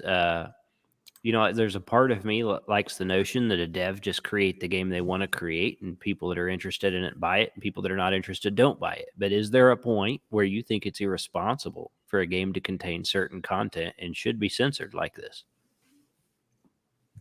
No, Yes. I don't agree. No. I do in certain situations, and I'll clarify on that. Let's say there's a Call of Duty game where, or let's say there's a Battlefield Hardline sequel where you're playing as a cop, right, and you're chasing this guy, and he gets away from you and he plows through a holiday parade and kills 60 people. Well, guess what? That happened in real life. So having that in your game is going to piss off a lot of people. You know, I think in a situation like that, you shouldn't have that type of thing in the game. That's also something that they ran into with the 6 Days of Fallujah. It was a game that they were talking about last generation. They were trying to do it, but you remember in real life Fallujah, a lot of Marines got killed, and so it's still a very contentious point for a lot of people. And I think the developers have to know that going in, that the line is going to be a lot finer on that than something that's entirely fictional. But that goes against so Call of Duty do games based on real wars. Yeah, well, and like they changed Not something. active wars, though. They changed something in Modern Warfare 2019. Like the Highway of Death was actually it was American forces that did some heinous stuff, I guess. But they changed it so it was the bad guys in the game that had done it, and I guess it got some people pissed off. And it's walking that fine line. You know, it's like See, what you said there is one thing that does bug me. Call of Duty seems to make games that where the Americans come out. Look, I know you're American. Yeah. but they do seem to come out smelling of roses Hell in yeah. games. Yeah. They do. Well, and that's to be honest and completely objective, I think it seems like, and having been in the military, I am aware of certain, I'm not going to say they're military, but certain military elements in real life that are very antagonistic, and Call of Duty never calls them out. I think Modern Warfare 2 kind of called them out to a point. I'm not going to spoil it for anybody, but Modern Warfare 2, one of their prime bad guys, I guess, one of the antagonistic forces, is pretty accurate as to how some real life American forces are. And again, it's not the major military; it's other units. But it's like they want to play with kid gloves with certain aspects, but other ones they're just like, oh, we're just going to get completely crazy, and they're like, we're just going to get it as violent as we can get it. It's like that controversial scene where you walk through Russian airport, isn't it? And No, it's basically where there's American contractors that are evil as hell, and that's pretty accurate. Even when I was in Iraq, there were contractors that our special forces guys hated working with because they knew they were sick puppies. Oh goodness! Yeah. You always get some, But they explain it in Modern Warfare 2, and I didn't really, and believe me when I tell you that how they portray it in Modern Warfare 2 is 95% accurate to how it is in real life, as far as these contractors go. Oh, I can believe it. They're probably contract psychopath killers. Yeah, and in real life, it got America in trouble. So I was kind of surprised when they actually put that in Modern Warfare 2, showing these guys are kind of bad guys. Yeah, I always thought they were scared of showing that side. Obviously, I was wrong, and they're doing it slowly. I think it's because there's been slowly a change at Activision where they're less. They want to have it less arcade-like and always propping, all the American dudes up as being good guys, and they're gradually transitioning to where they're okay with showing some more realistic elements, which is good. It's good, but I think it's still going to piss some people off. I don't think you ever nail that line down. Like, something is always going to be upsetting to someone for some reason. Yep. And that's true. That's going to be a dynamic thing that moves about and maybe has more to do with sensationalism than anything you could really nail down. There's probably several elements we could agree to that are going to be in motion, but right. Personally, I don't enjoy extreme gore. Yeah. And I prefer the route to either have options in a game to allow people to disable things they don't like, or I just don't buy a game I'm not interested in for whatever reason I'm not interested in. I prefer that overall. I don't think that's a perfect solution because some people are going to create some really shocking things, maybe even to an irresponsible level, just to get people to engage in it because it's shocking as a way to get noticed. But I don't see how you could really draw a good line, like you mentioning the vehicle escaping and run into a parade ground.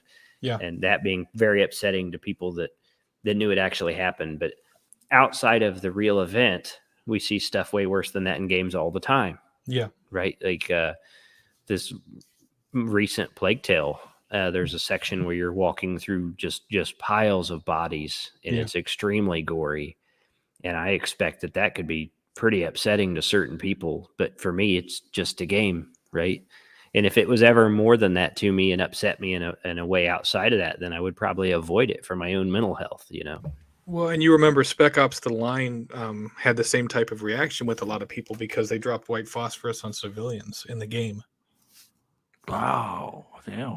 And all of the people in this area where the warheads exploded, they're all burnt to a crisp, and they were all just civilians. So Spec Ops: The Line also did the same thing.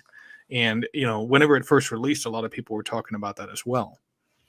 That's going back to your, what you said about sensationalism. It's like some games do it just to push you as far as they can. Others do it kind of because it's essential to the plot,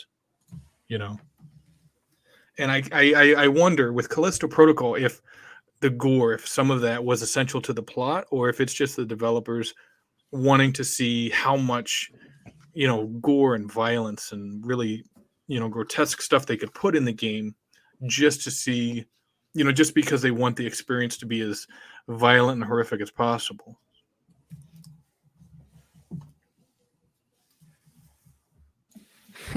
Jim BMG Ryan, love it. Damn straight. Yeah, I to be honest, it's like, there's like as say Pest says, there's always going to be something that's going to upset someone. It's impossible for everyone to be on the same page, everyone to agree, everyone to like or dislike something. As long as they make clear of what's going to be in it, I think developers have the right to express what they want to make and the game they want to make and how they want to make it, whether that's sexualized, gory, aimed at children, whatever it's going to be, they should be able to make what they want as long as it's made clear of what they're making. It's like on Twitter, you can have someone make a comment and you don't agree with it, but because it's not directed at you, it's just a tweet they've made, and you decide to interact with them. It wasn't aimed at you, but you interact with it, and you've told them you're not happy with it, etc. There are going to be games that have uncomfortable moments and stuff like that. But if you have an idea of what you're walking into, you can make that decision whether it's something you're going to pick up or not, or if you're against it, you're not happy with it. Again, like any game. You put your money where your mouth is, or your wallet, and you don't invest, you don't buy, and that's the best way to show them that if people aren't happy with what they're doing, is don't buy the game, because the more people that buy it, it just shows them that that's what they want, the audience wants, and they're going to do more of it. Well, that's a good point. Voting with your or showing them with your wallet. Wallet. Yep. Yeah. And I find, like, say, with Japan, like Australia, they're so strict on everything anyway, yet they can have, teenage anime characters with giant breasts near enough hanging out, and that's okay, as you said. It's very strange, but like gore and things like that, it's trying to protect people, and they think it's too violent and things like that. But then again, like China, children only have an hour a day or 2 hours a day they're allowed to play gaming? Yeah, so strict. They actually have software on all the mobile phones and tablets that actually scans and detects whether it's a child and times them. It's pretty serious. They'll come to your house. Yeah, wrong. It's wrong. To be honest, every country has their own culture. They have their own rules, their own laws, and whether we agree with them or not, that is just the way life is in some countries. I don't agree with it. It's the end of the day. That's a parenting thing to me. It's down to a parent to decide what is or isn't appropriate for a child to play or watch. It's down to a parent to decide how much game time they have. And I don't agree with half the stuff that they do. But restrict, this game does look gory. It sounds gory. If you've watched any of the showcase, it's like, yeah, this is good. This is going to make people feel a bit queasy. But as long as that's known and that people are aware of what's in this game, why can't it be available worldwide for everywhere? And it should be a person's choice, a parent's choice, or young adult's choice whether they purchase the game and play it. Maybe have like Grounded. Grounded's brilliant. It's a game that can be accessible to anyone. And if you have a fear of spiders, you can actually tone them right down. There's a toggle to make it so it's literally just a blob going across the screen and coming at you, not a lifelike spider. Maybe options like that to tone things down within game. That way, everyone can experience the game how it's meant to be, or tone it down by choice, maybe. Yeah.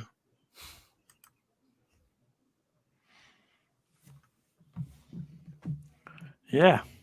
I was just reading about the China thing, sorry.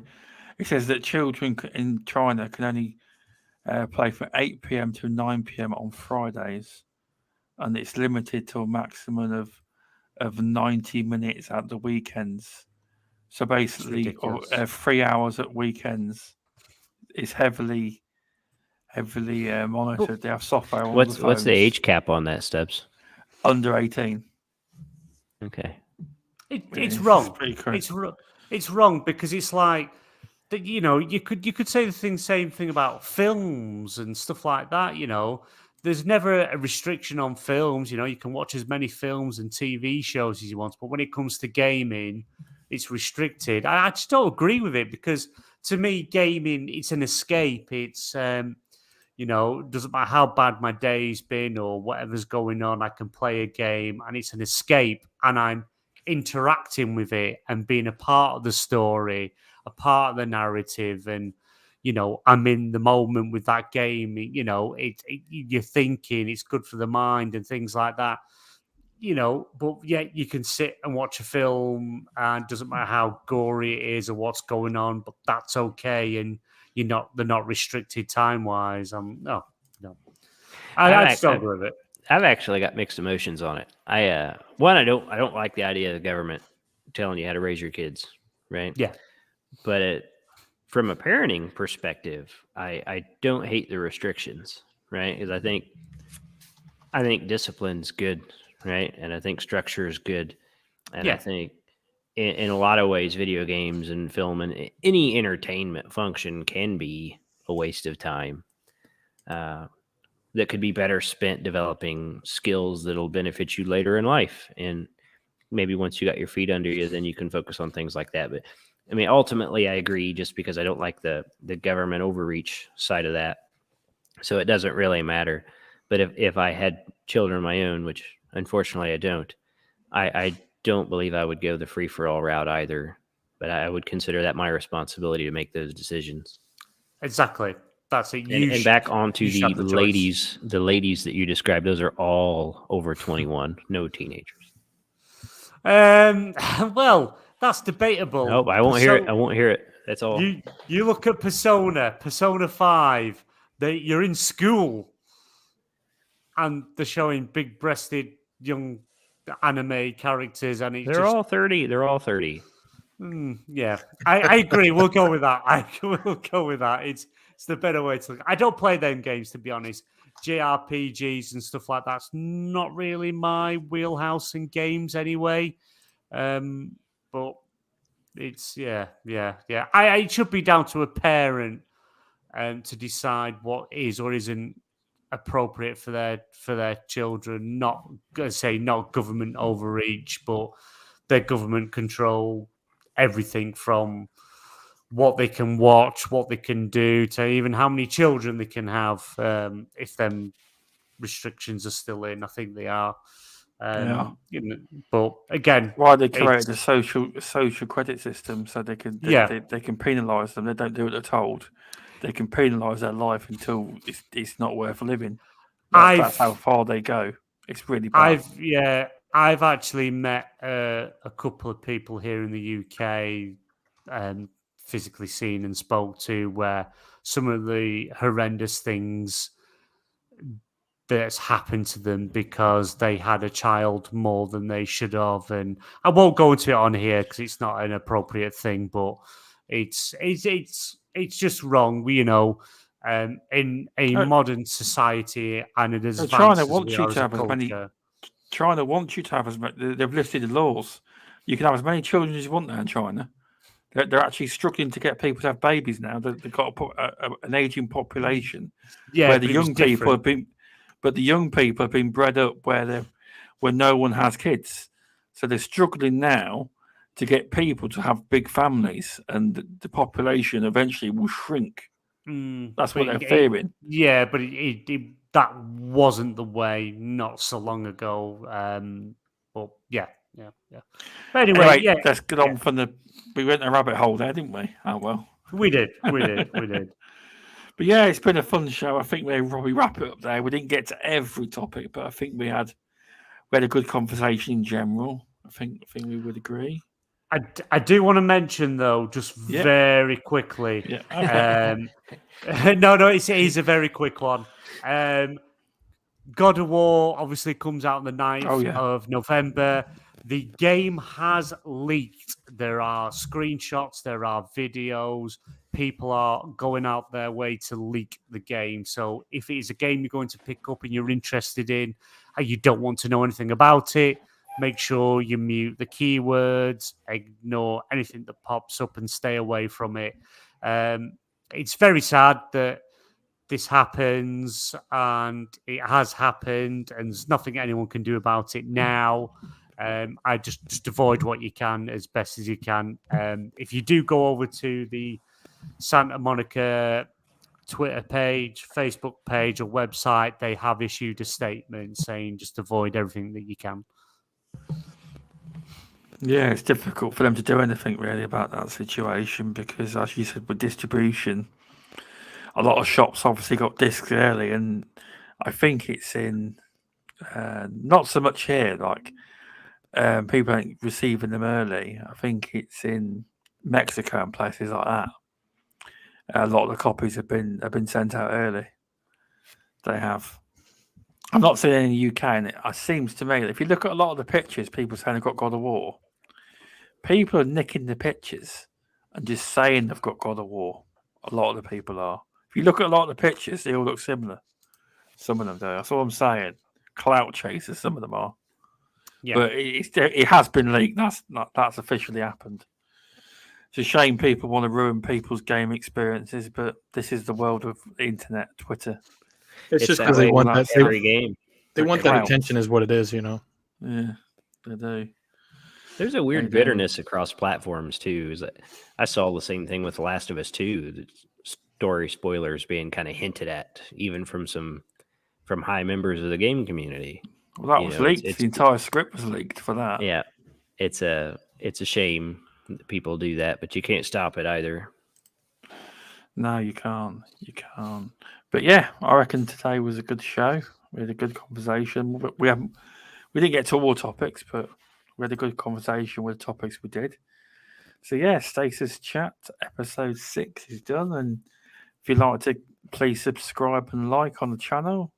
Leave us a 5-star review on Apple Podcasts or Spotify if you like the show. It would help. Anyway, thanks for watching, everyone. Indie Gamer, shout outs to you, Masuku, and many of us in chat that have been chatting away. Hello all. Hello everyone. BMG's been in there loads. Muppet, UK Dazarus, and Sentinel's been in there. Friendly Pest. Everyone been chatting. But yeah, so a Friendly Pest. Thanks for coming in today. It's been a fun show. Do you want to tell people where they can find you apart from on this podcast? Yeah. This is my official first live podcast that I've been a real panel member on. So that's cool. Check me out here. Grateful to be here. And then if you want to see some of my independent stuff, I run my own YouTube channel, kind of a friendly VR enthusiast at A Friendly Pest. That's my YouTube channel if anybody wants to look at that. And shout out to the chat. We had I think way more activity than our previous efforts, which is awesome to see. And thanks to everyone that came out and supported us and talked and enjoyed the conversations. It was awesome. Thank you. Yeah, most definitely. I've noticed a lot more activity than the previous show, which is exciting to see. Most definitely. And Sentinel, thanks for coming on. Do you want to tell people where they can find you apart from on this show? Sure. Thanks, Stubz. You can find me in addition to this podcast, obviously, you can find me on Sentinel 17 Gaming. It's my YouTube channel where I talk about gaming and different games that have released. Might do a Modern Warfare video, but I haven't, started putting anything together.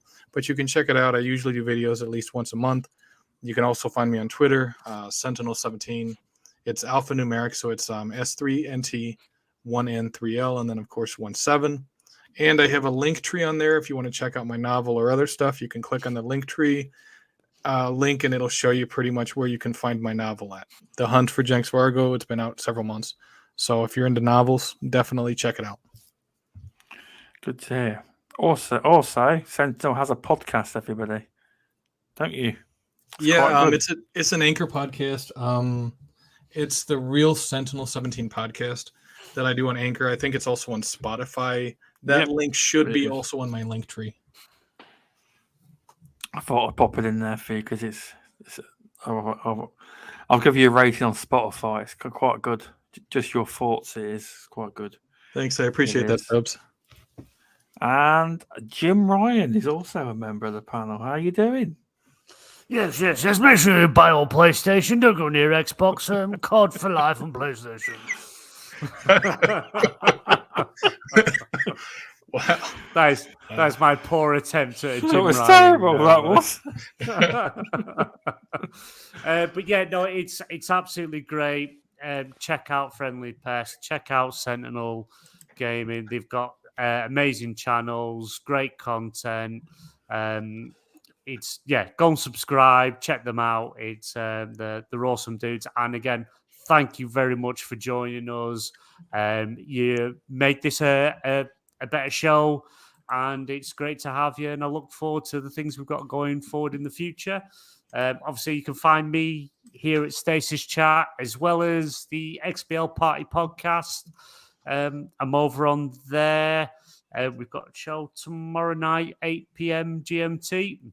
And we are going to be doing eventually, I'm just sorting the final things out. There's going to be a PlayStation podcast, part of the XBL side of stuff coming soon. So just keep an eye on the socials for that. But other than that, find me on Twitter, just Twitter. You just go on Twitter and shout, hey, yo, and I'll Twitter.com. Yeah.